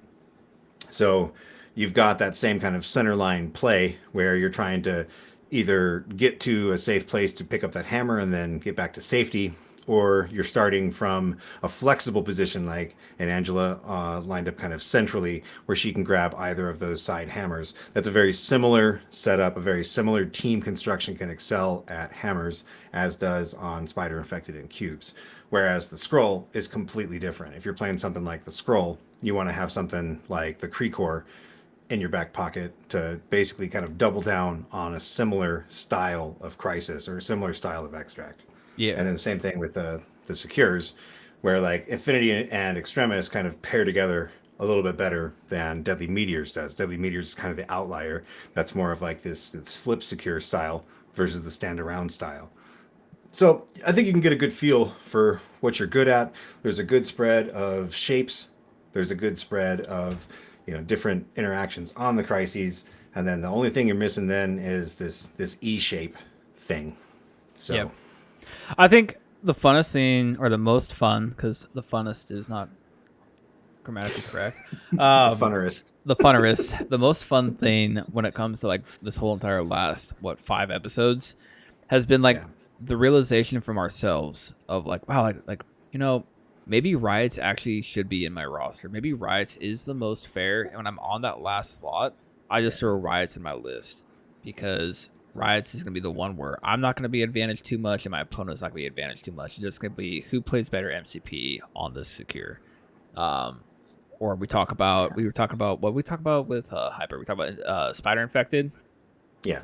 And like we came to a disagreement, but I still think Spider Infected might be one of the more fair ones. I forgot what was he saying. Just because it's random. What was he saying? I think you won him over on Spider Infected. I think it was Infinity versus Extremis. Oh, that's right. That's where it was. The points were not as salient as they were the first time you ran through the argument. I mean, on the episode is where it matters. Me trying to convince That's Hyper right. or something is a fool's errand to begin with. Hey, you got him on Spider Infected. I got him on Spider Infected. I mean, and I think Spider Infected is very fair. I think anything that has an RNG element to it is kind of inherently fair, especially when it's more of the coin flip style than the 25% or less style. Back to Spider Infected real quick though, because I see a lot of people talking about Malekith on Spider Infected and how Malekith doesn't want to see Spider Infected. I think Malekith doesn't care. Like, I think Secures is where Malekith cares. Extracts, I think Malekith is like 50%, like he's 50-50 or above on any of the extracts. I think there's one extract that he's like, this scares me. One being because if Spider Infected go bad for your opponent, you're lining up sick beams, bro.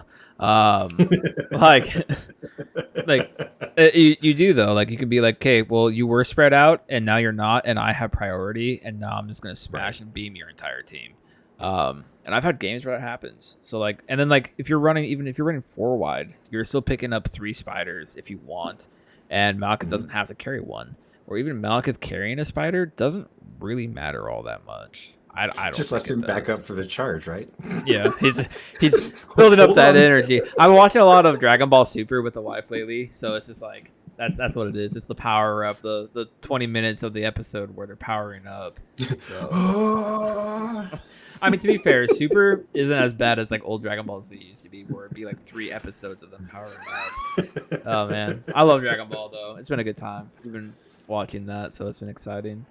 All right, you ready to talk about your sales pitch of the week?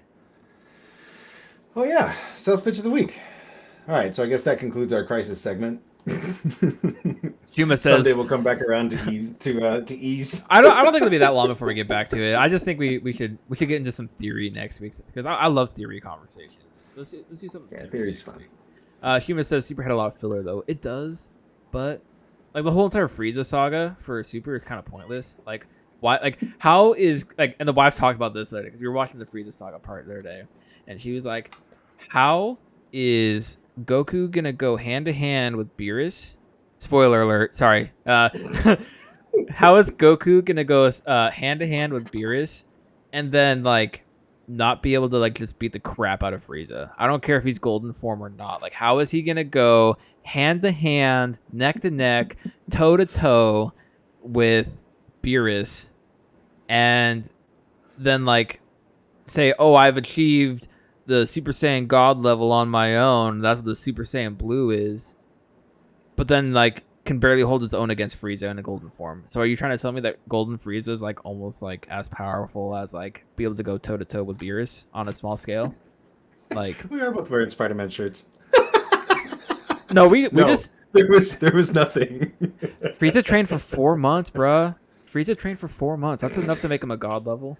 All right, Was that's it a enough. montage? Was it a montage? No, you don't. Because if it was a I guess montage, then you only get to see like Frieza beating the crap out of like one dude over and over again. It's not really a montage. There's more of a montage of Goku and Close Vegeta enough. training. But anyways, one episode you guys sent out a memo for dress code for you tonight. Both of you are wearing Spidey shirts. No, it's just.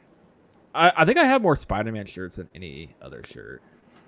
I have one Spider-Man shirt, and I decided to wear it today. I've had it on all day, so Yeah, I so this is like my only like my Spider-Man shirt where it's just him. But I think all my other like Marvel shirts for the majority like have Spider-Man in there somewhere. I used to have a really like it was like a classic X-Men shirt with like the 90s cartoon characters and I can't find it for the life of me. Cannot find it. I'm That so sucks. sad. It's one of my favorite shirts. I need to get more Marvel shirts though, to be completely honest. I need to get more Marvel shirts. We went to the stores today. Are you taking notes? just time stamping. We went to the store today and like I saw a bunch of them and I was like, man, either I'm getting fat or sizes are changing because I can't find a shirt that fits me no more. Or everybody's a large nowadays because like I could not find a large to save my life and I was just like, man, You got to get that extra medium. I need that husky. Give me that. Whatever happened? Whatever happened to husky size? Like you go to the store, you don't see husky no more. Is that too offensive? Is that what it is? Might be. It might I be. don't know. I could see that. I was never offended by Husky. I wore a No. lot of Husky clothes as a Yeah. kid. I'd still wear them if it said Husky on it. Yeah, growing up, I wore a medium husky growing up as a kid, and I was like, yeah, I'm a husky. That's right. Right? Dog. Exactly. Like, it was a point of pride. Like, that's America. Warrior culture gear. So one episode says Warrior culture gear. If anybody's interested, Warrior culture gear has great ones. Hashtag not affiliated, not sponsored. Warrior culture gear has great ones if you don't mind waiting. Great feel and designs. I'll have to look that up. But Omnis sent me one a cable, and I forgot to buy it when they had a sale, and I need to go find that link again so I can buy it because he's like, you need this shirt. And I completely forgot to get it when he sent it to me. He's like, dude, you got like 20 minutes for this sale to be over. And I was like, I got this. And then I think I was watching a movie with the wife and I completely forgot to buy it or something like that. But man, yeah, I love Marvel shirts. They're the best shirts anybody can get. All right, let's get back on with the show. All right, here we go. All right, sales pitch of the week. What you got? I'm doing She-Hulk this week. Okay. She-Hulk's my girl right now, kind of. And So why don't you just take A-Force and Nova? Just do it. I've thought about it. Just do it. Do it. Just do it. I'm not ready for it. I don't know. I'm so indecisive about this Nova roster. All right. I have one solution for you. Here's what you're gonna do. Does it involve Midnight Suns? It can potentially. You're gonna do the old Razane, and you're gonna get a rock tumbler, No. and whatever spits out, you're gonna do. Yeah, this has been a I mean, fun episode. I could do that if like I just put characters that I liked in there that Yeah. had enough affiliated like cross affiliation models. But She-Hulk is unfortunately maligned. I remember when she was first spoiled, everybody was like, "This is fixed Hulk. Like she's amazing. What could possibly go wrong with this?" And I gotta say, sensational uppercut with superior weight training is Amazing. fantastic.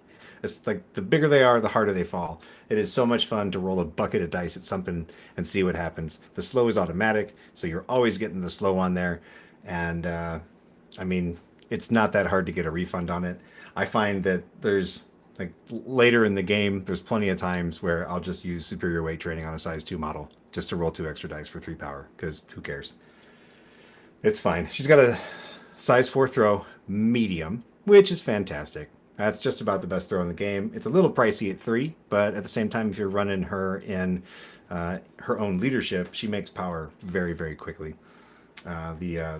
She's got a bodyguard. She's a 20 health bodyguard. So, I mean, you got to be a little careful with her because she does burn down like a Hulk, right? She doesn't have a flip side. But at the same time, that's 20 health that somebody has to chew through. that's not hitting whoever your objective holder is. I like to run her with her cousin. I like to run double hulks. Double hulks is a very fun list. Agents So of is triple Smash. hulks. Agents of Smash. Man, there's so much size 5 terrain out there now. There's a Sanctorum on every table. Like, you don't want to play with that thing on the table. Get it off of there. Run double hulks. Run Agents of Smash.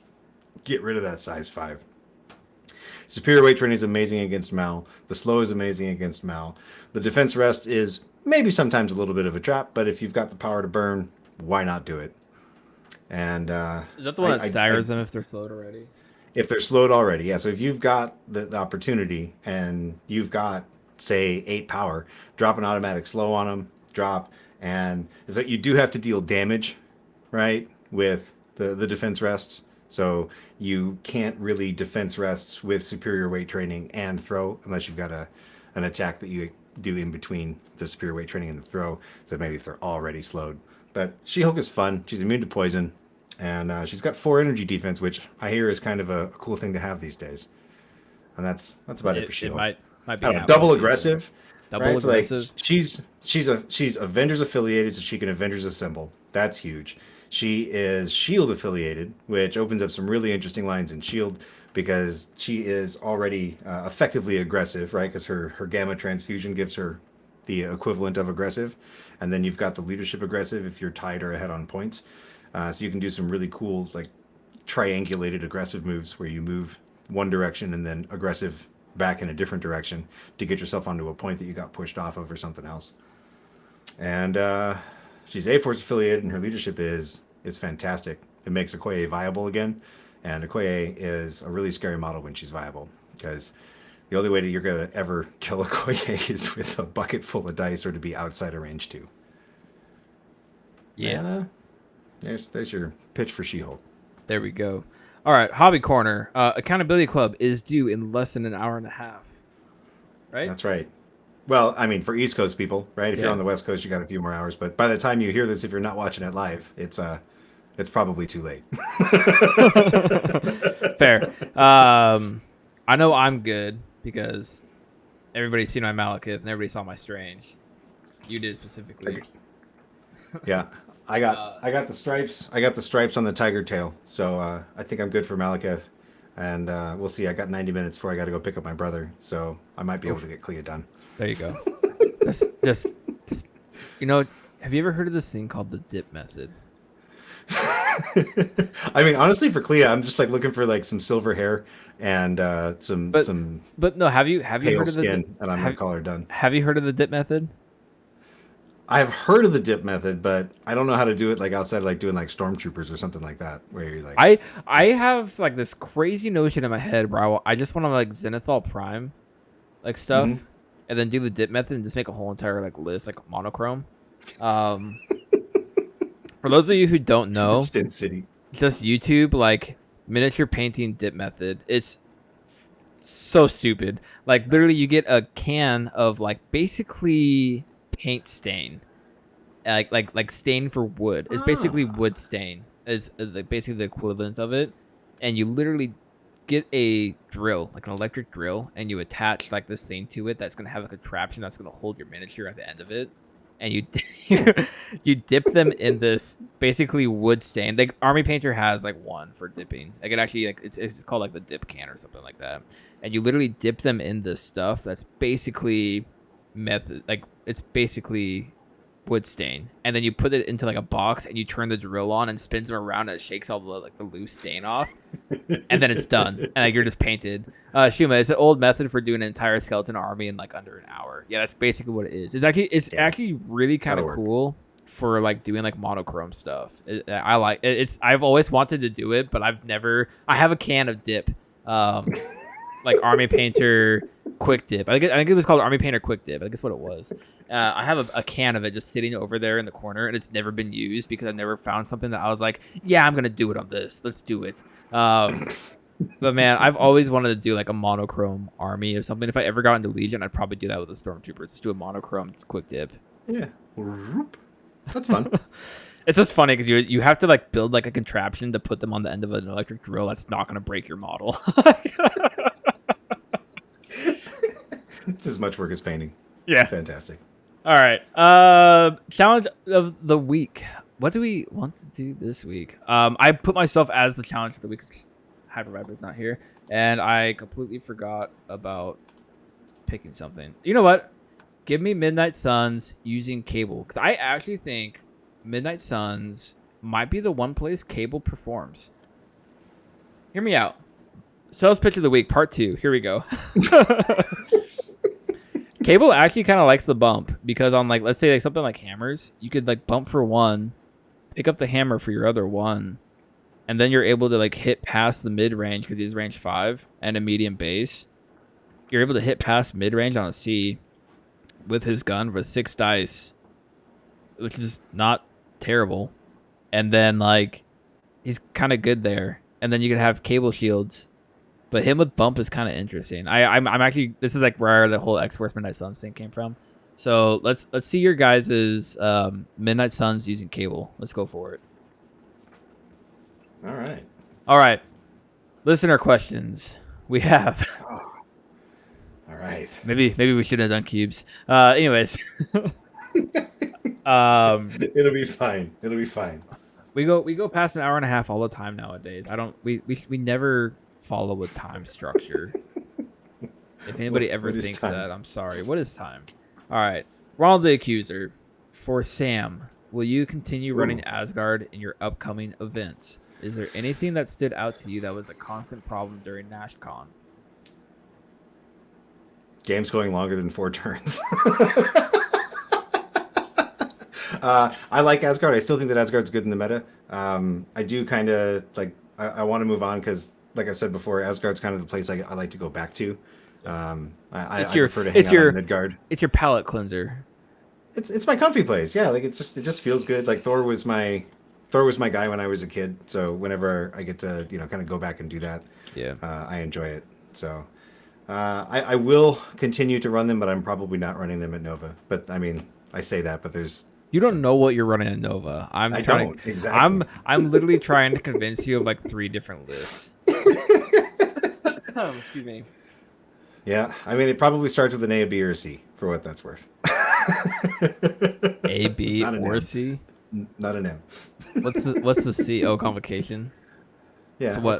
Avengers, Black Order, Convocation, Cabal. Oh, no. I don't have a problem with Avengers. I just don't really want to play them. Like A-Force. A-Force. Yeah. Yeah. Asgard. Do A-Force. I want to see some A-Force representation, and I think Quag would love you. I can't say the best part is like I can't say Craig. I have to say Quag. I feel like is Quag like our unofficial mascot? We appreciate him. We appreciate Quag. I can't take Shield, Matt. I can't, because every time I put Nick Fury on the board, he gets one less whatever it is than he needs. One less block, one less damage, one less everything, no matter what. Every single time he rolls dice, one less that I need him to do. And until Fury Senior comes out, until I get to hassle people with the Hoff, I think I'm not as excited about Shield. I think Fury Senior changes Shield a lot. We have Shuma saying for the 50% of the meta at Nova, that's going to be Malekith. A-Force could be a heads-up move. Okay, hot take real quick. I'm taking this right here, okay? Hot take. I think people are going to see this ruling clarification and, like, back off of Malekith. I don't know, and I don't know why. I feel like a lot of people that are like I'm going to take Malekith and I'm going to do really well at Nova. I feel like a lot of people are going to be like, yeah, Malekith isn't going to my list anymore because now he's not doing insane things like he was before. When I don't think the ruling really changes anything. But I could see it. I could actually see it where it's like a majority of people are going to be like, I had Malekith in here as a splash. He no longer is because he's not going to be doing the insane things he was before. When I think he's still going to be doing insane things. Just his this is floor versus ceiling talk. His ceilings went from like a 15-foot high ceiling down to a standard building construction code 9 feet. Mm-mm. No, it's still a high ceiling. It just has a chandelier now. Right? Oh. Like if you're really, really tall and you jump off a chair or a table, you might hit your head on the chandelier. Fair. But I think otherwise you're probably. I don't know. I don't think the ruling changes Malekith really at all. But I could honestly see like people saying like, oh, it's the whole miniature wargaming. Something changed about this character. It is now nerfed and it's not as good as it once was. So I'm not taking it. There is that. That's definitely gamer culture right there. Yeah. Definitely. Yeah. All right. You answered. Is there anything that stood out to you at NashCon? That was anything that goes longer than 4 rounds. So single extracts are very hard for Asgard, in my opinion. Even though you're packing, I was packing Enchantress in that list. Yeah. Because you're running flip secures and you're not running single extracts. When you get stuck on a flip secure when you get handed your secures, and they pick the single extracts, it can be kind of difficult because those are 2 very different teams for the Asgard roster the way that I was running it. I think that for the most part you want a fast scoring extract and then you'll play on whatever secures, or you want to be on your flip secures with a faster-ish scoring, just not the single extracts on the other side of the table if possible. Absolutely. So I think that's a rough spot for Asgard. Because they're very different teams, and Enchantress has no game on the flips. She's not who you want to bring in those games. But you know who you do want to bring, and probably should be like the most splash character in the game? Hot take. Blade? No. Sorry, I was feeling a theme from earlier. Oh, fair enough. Blade's the most splash character in the game, and I don't know why he's not. No, get out of here. To be completely honest, like I think one of the most easily splash characters who isn't as splash as they should be. One absolute Matt says Hulk. I say no. Like Hulk should absolutely be splashed more than he is. But Mystique with Mystique with deception. That's fair. Yeah, Mystique's very good. Like, I honestly think Mystique, like, I don't see why she's not in, like, 60, maybe even 75% plus lists in, like, a competitive scene. Because, one, she turns off any defensive tech when it really comes down to it. There's very few defensive tech that she doesn't turn off. If you're having an issue with Voodoo, take Mystique, because Mystique just murders Voodoo if he doesn't have Daniel on him, and he can't pull it back. Loki, too. Yeah, Loki. If you have an issue with Loki in your current meta, run Mystique because she just murders him. Like Mystique, like is this such a good character. I'm finding it so hard to not put her in any list that I build. And then Deception means if you're running a C-shape extract, whoever grabs something on the C, like they're not long for the world is the easiest way to put this. Deception is free. And it is not required to be played on her such activation. A good card. It's such a good card. Ridiculous. Yeah, that card should literally be on Mystique's activation at the bare minimum, or cost something like the stupid things you could do with that card. But no, to be completely honest, I actually think Mystique is probably like the missed golden child for the longest time. She hasn't changed. She hasn't changed since she's been out, but she does so much to the game state. All right, sorry. Let me get off my soapbox. We have a question from a goose. Sorry. Next question from Ronald the Accuser. Everyone seems to be on opposite spectrums on if Malekith is either broken or terrible. Where do you guys stand? So, broken. I don't think I've ever seen somebody say Malekith is terrible. I've definitely seen people say he's broken. That's probably like 80% of the community.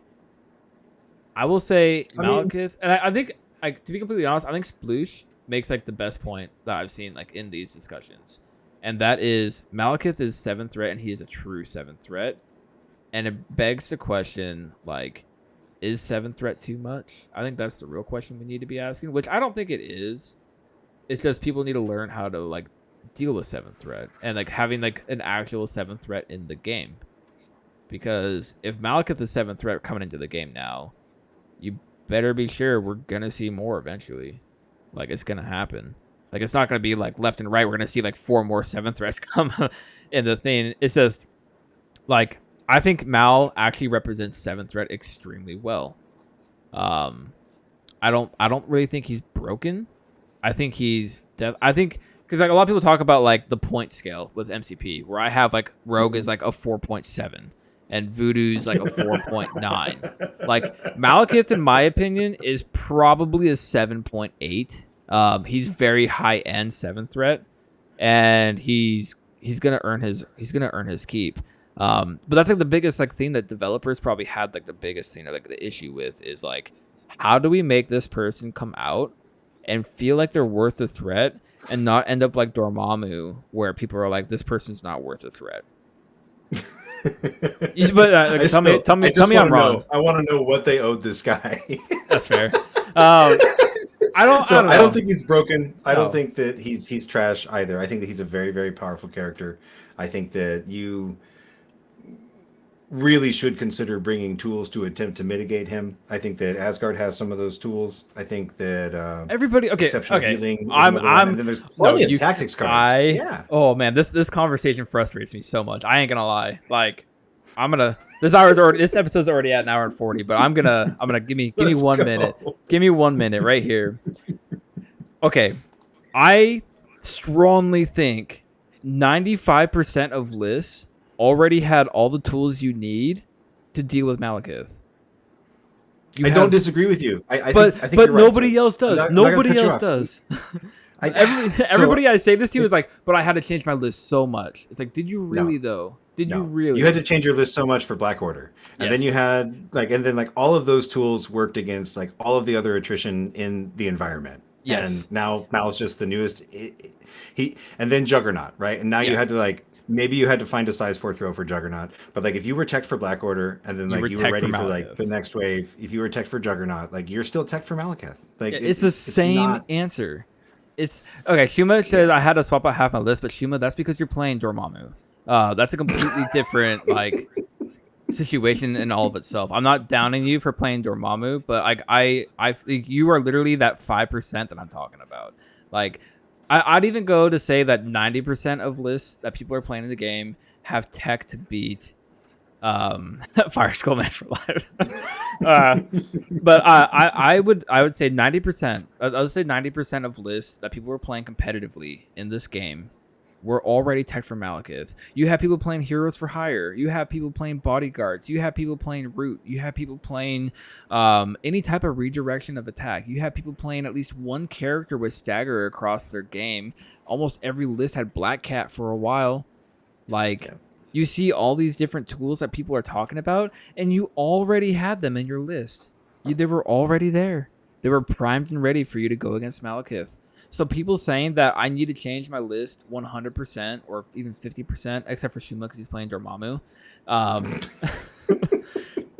I still strongly believe that 90% of people already had the tools to defeat Malekith. They just had to apply them differently. They had to think about the game differently.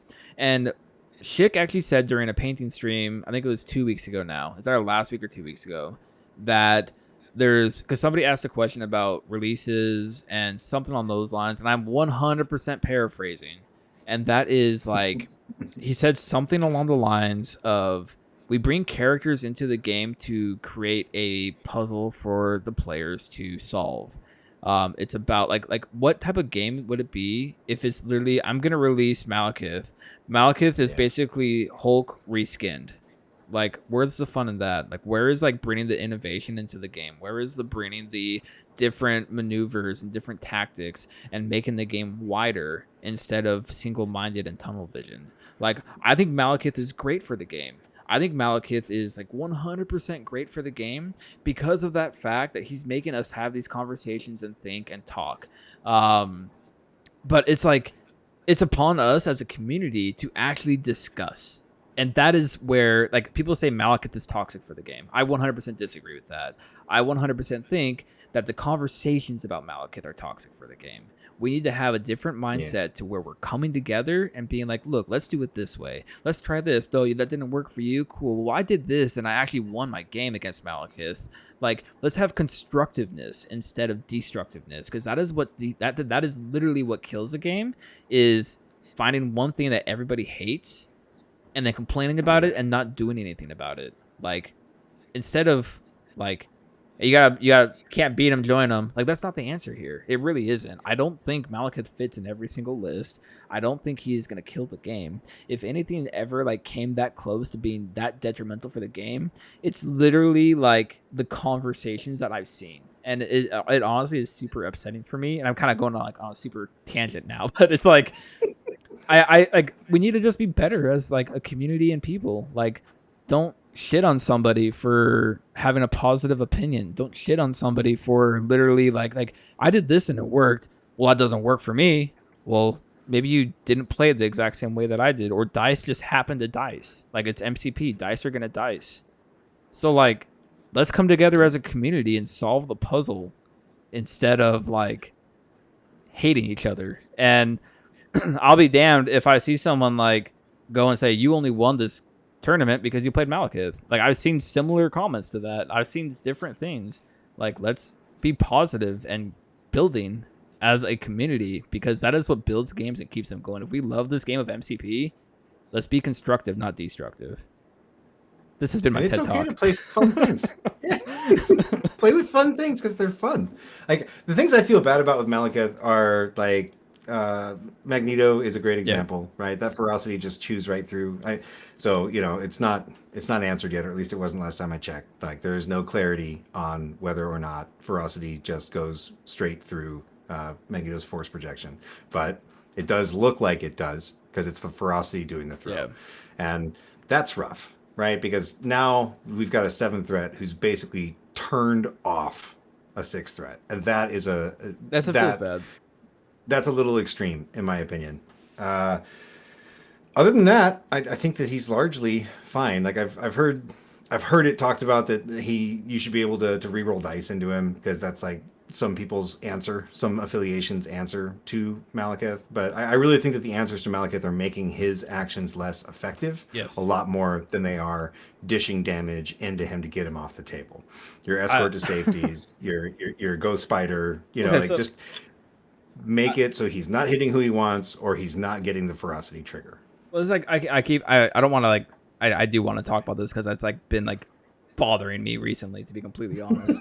What, you played a bunch of Mal or something? Yeah, I played a bunch of Mal. But like let's real talk. There are at most 12 actions in this game for Malekith. Now, one of those actions for the very beginning of the game has to be a move, unless you're taking Skrull or some other shenanigan. But the average Mal player isn't doing that. Like, I see people talk about Malekith all the time.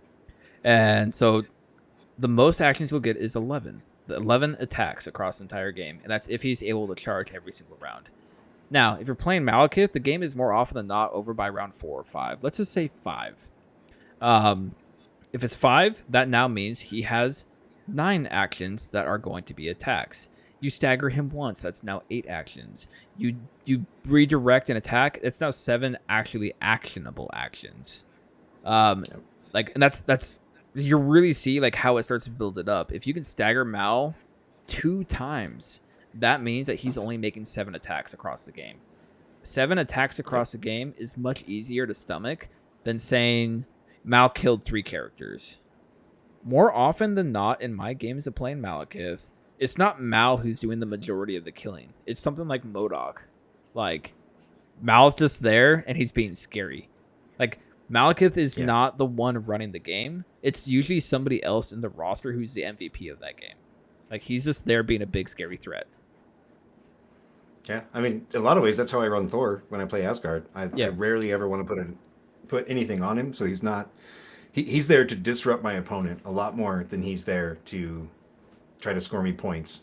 Because I feel like if you rely on these models that roll dice to like basically win you the game, I think you're in a much rougher situation than just using them as massive disruption pieces. And Malekith is a premier disruption piece in that respect. Because all of those actions are going to be quality. But if you keep doing that math, right? Like, let's say that he gets basically 7 attacks over the course of a game. He gets 7 attacks over the course of a game. He's going to daze 3 models. He's going to daze and KO 3 models. And maybe daze 1 more. If all of those dice are average to above average, which is MCP, so you can bank on at least one of those whiffing, which means like one of those is going to do like 14 and one of them's going to do 3. Yeah. So it's like without a pierce. So if you look at that, Malekith taking out like daze/KO, not KO. Like that's the biggest like determining thing here is daze/KO. Yeah. 3 to 4 models out of your list of running 5 to 6 models. Because if you're going into Malekith, more often than not, you're running wider than Malekith is. So it's you throw like an escort to safety in there. You throw an exceptional healing in there, and Eye in the Sky if you're playing Fury. Gwyn Lifesaver. Yeah, Loki Trickster. You know, like Trickster is one that gets away. Quicksilver even.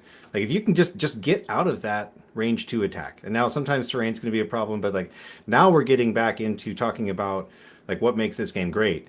Positioning is very important in this game. Malekith's no different. He's just got a very wide range, and that wide range is scary. And I don't think that there's any problem saying that Malekith is an amazing model. Like he is a 7-threat model. He is doing 7-threat worth of nonsense on the board. Yep. I don't think that it's healthy to just write off the game because Malekith exists. I don't think that it's okay to write off people playing Malekith as it. I've said this in a lot of places, usually privately. I don't know if I've said it this publicly, but if you win with Malekith, it's really hard for your opponent to have a takeaway that isn't dice in a lot of cases, unless they are very connected to the game and very interested in trying to defeat Malekith. So if we have this dismissive attitude, the only thing that's ever going to happen is you're going to walk up to the table, you're going to dice somebody off the board, and they're going to walk away and they're going to whinge about dice and have a terrible taste in their mouth because really they missed an opportunity to try and get better. And if they beat you, if you happen to lose with Malekith, which believe it or not happens plenty of times, right? If they beat you, they are a brilliant genius hero for what that they did to take your broken model off the table. And I just don't think that extreme split is a healthy mindset. So that kind of goes back to what Dizzer was saying about we need to have better conversations about this, and some of those conversations start at the table. Yeah. And like how you approach it. So like I will say, like I will 100% say, like Mal is probably overpowered. Like, I'm not going to deny that at all. He does a lot of work, but he doesn't it doesn't deserve us tearing at each other. Like I've seen comments of like someone saying like, "Oh, I'm not voting for that model in the best painted contest because it's Malekith." Like, how fucked up is that? Like, a person put work into painting Malekith, and then somebody says, "I'm not going to vote for that model regardless of how good it is because of its Malekith." Like, Mal should really be in a separate category for painting competitions, in my that's opinion. Fair. Like, I'm submitting. Does not belong next to your beautiful near metallic metal corset Iron Man. They're that's just fair. not the same model. I'm gonna submit. Malekith in for Nova's competition though. Shima says, "See, I'm not voting for him in a best painted because he's not lizard." See, that's fair. Okay, whatever. That's fine. Whatever. But I also think that there's humor in this that might get lost sometimes in these kind of situations, because we are playing a zero-sum game. Whether you're in a painting competition or you're just playing competitive Marvel Crisis Protocol, there is a winner and there is a loser. Sometimes there is one winner and lots of losers. Sometimes there is one winner, one loser. Like there's really never more than one winner unless we're playing teams or something cooperative, right? Like an ultimate encounter. Yeah. So in all of those cases, there are lots of opportunities for temperatures to run hot. But at the same time, there are lots of opportunities for jokes, and we are a pretty jokey group as a group of individuals. And so there are times where maybe those jokes fall flat. There are times when maybe that it was too soon or too strong to make that joke when you did. So like you can say something flippant like, "I'm not going to vote for that guy because it's Malekith," and like maybe you and your boys get a good chuckle out of that, but at the same time, like you're not really doing anything positive for the community. Yes. Like there's a story going around on the internet. I don't remember exactly who it was, but like basically like guy won a tournament with Malekith and he got booed, and it's like, I can see that being absolutely hilarious in the moment for almost everyone else. But at the same time, you're creating a super feels bad for like the guy that like you didn't just show up with Mal and win. You know what I mean? Like you put effort into the game, you put effort into your list. Like maybe you didn't, put in a bazillion reps or something like that. That's been out for only a couple weeks.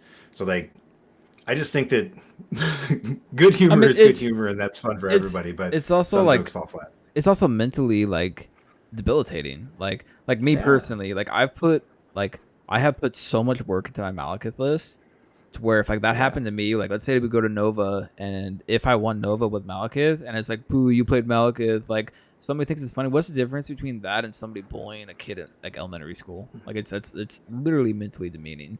And like we're all here playing a game. We're all here to enjoy the game. Like why can't we just like, hey, you want to play Malekith? Cool. Like it's part of the game. I don't know. Like I understand like the feels bads, and I've talked with multiple people across like different platforms of like I understand like Malekith can be a feels bad.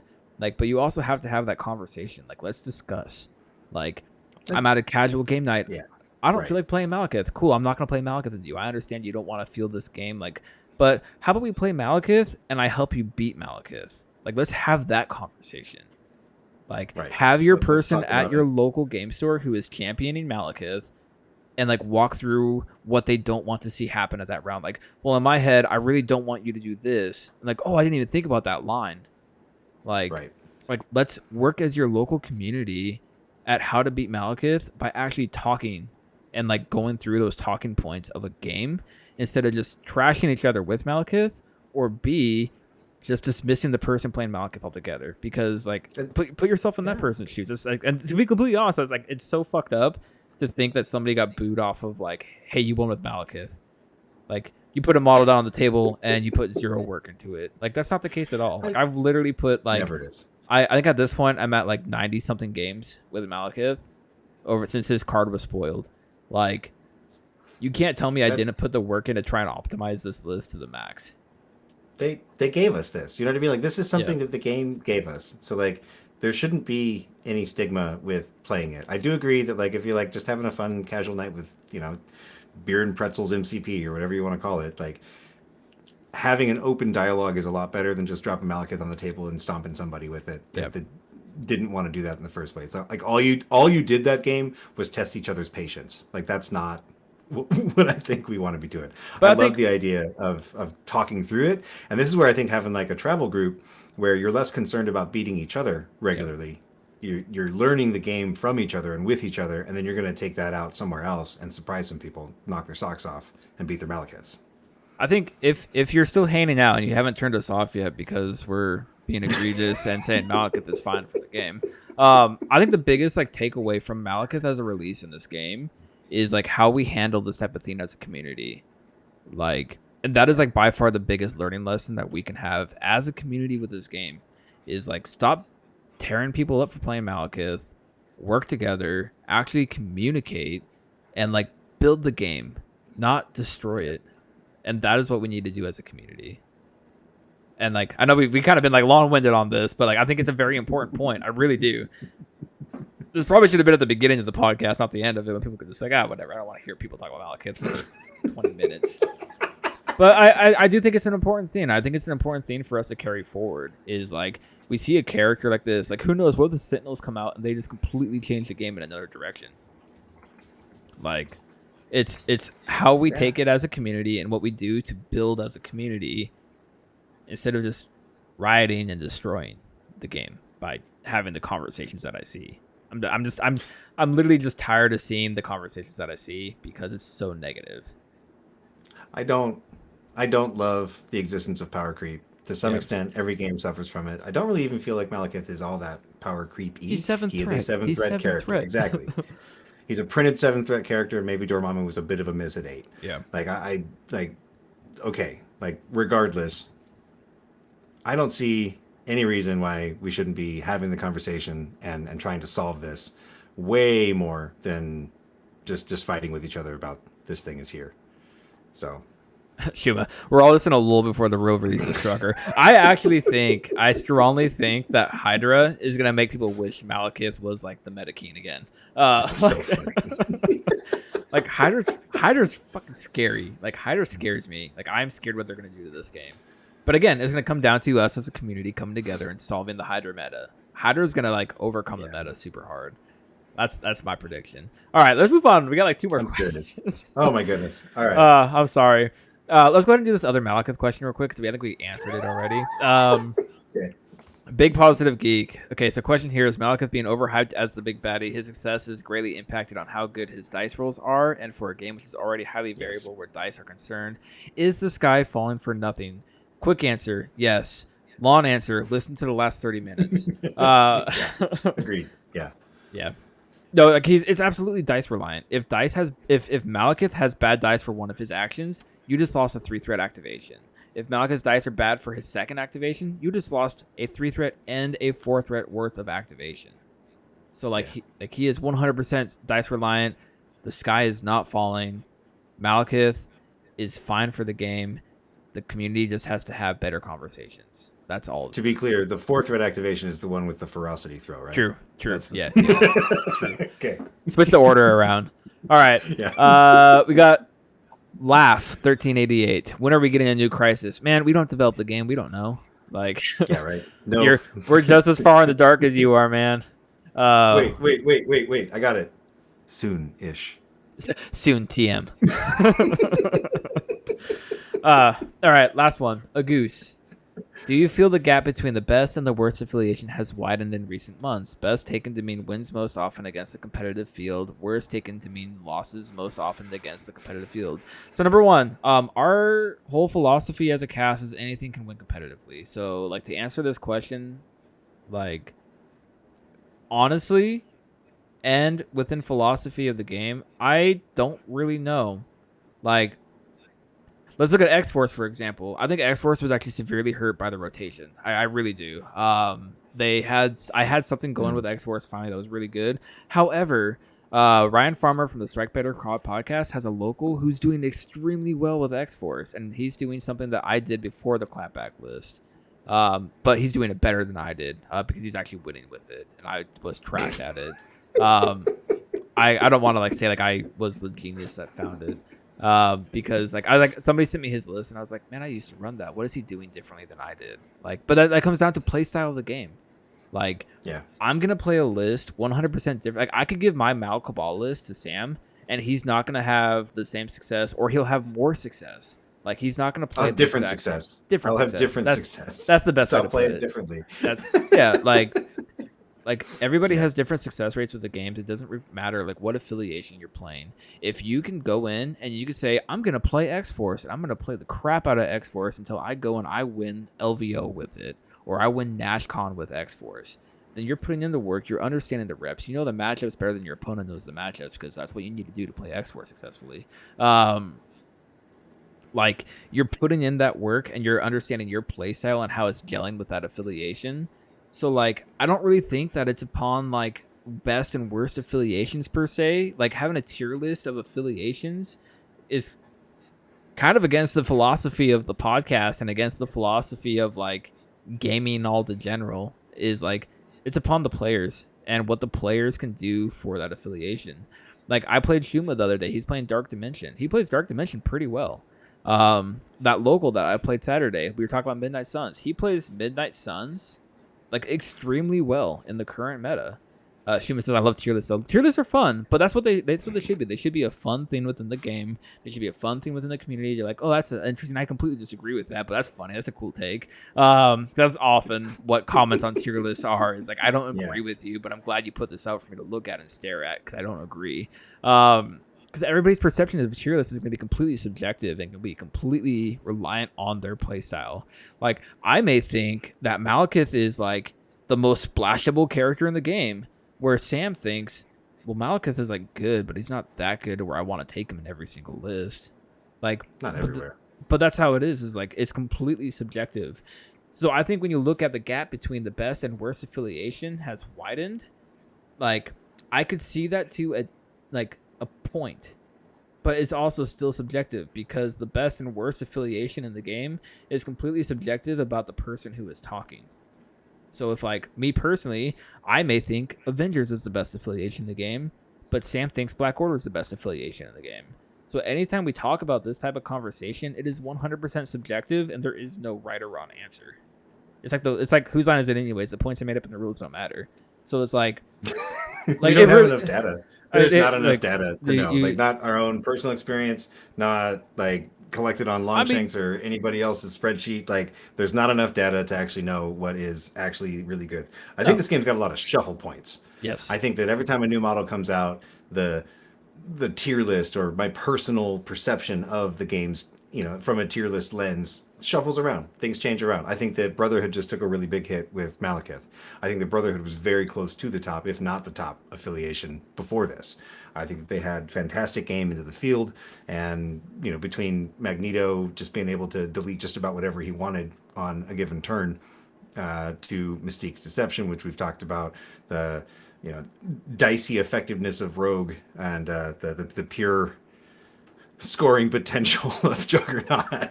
I think that Brotherhood was in a really good spot, and now maybe Brotherhood's not in that same spot because Malekith is making it so that Magneto's effectiveness is toned way down. But that doesn't even mean that Brotherhood has fallen, to the bottom. I think that, again, it's a time to explore. It's a time to figure out some new things and see what options there are. And I think that's, at least as important as any other sort of, differentiation between Team A and Team B. I think that Spider Foes have a lot of 4-dice builders, but you're not necessarily bringing Spider Foes to actually, drop damage into people. You're trying to do other things and get key dazes at key moments and make people drop objectives and do other janky stuff like that. So I think that there's a lot of room to explore in almost everything. And for the most part, nobody has put in enough time into anything to actually understand this game at that high a level. Yeah. And I think with that, I think that'll be the end. I'm again, I want to apologize because this is like a super long episode. But like, no apologies, no regrets. But I feel it's over. I feel like it was worthwhile content. I feel like the conversation on Malekith is needed because I really am tired of just seeing like the destruction that I see, like the self-implosion that is going on within different Discords and the Facebook groups. Like, let's come together, everybody. Let's come together.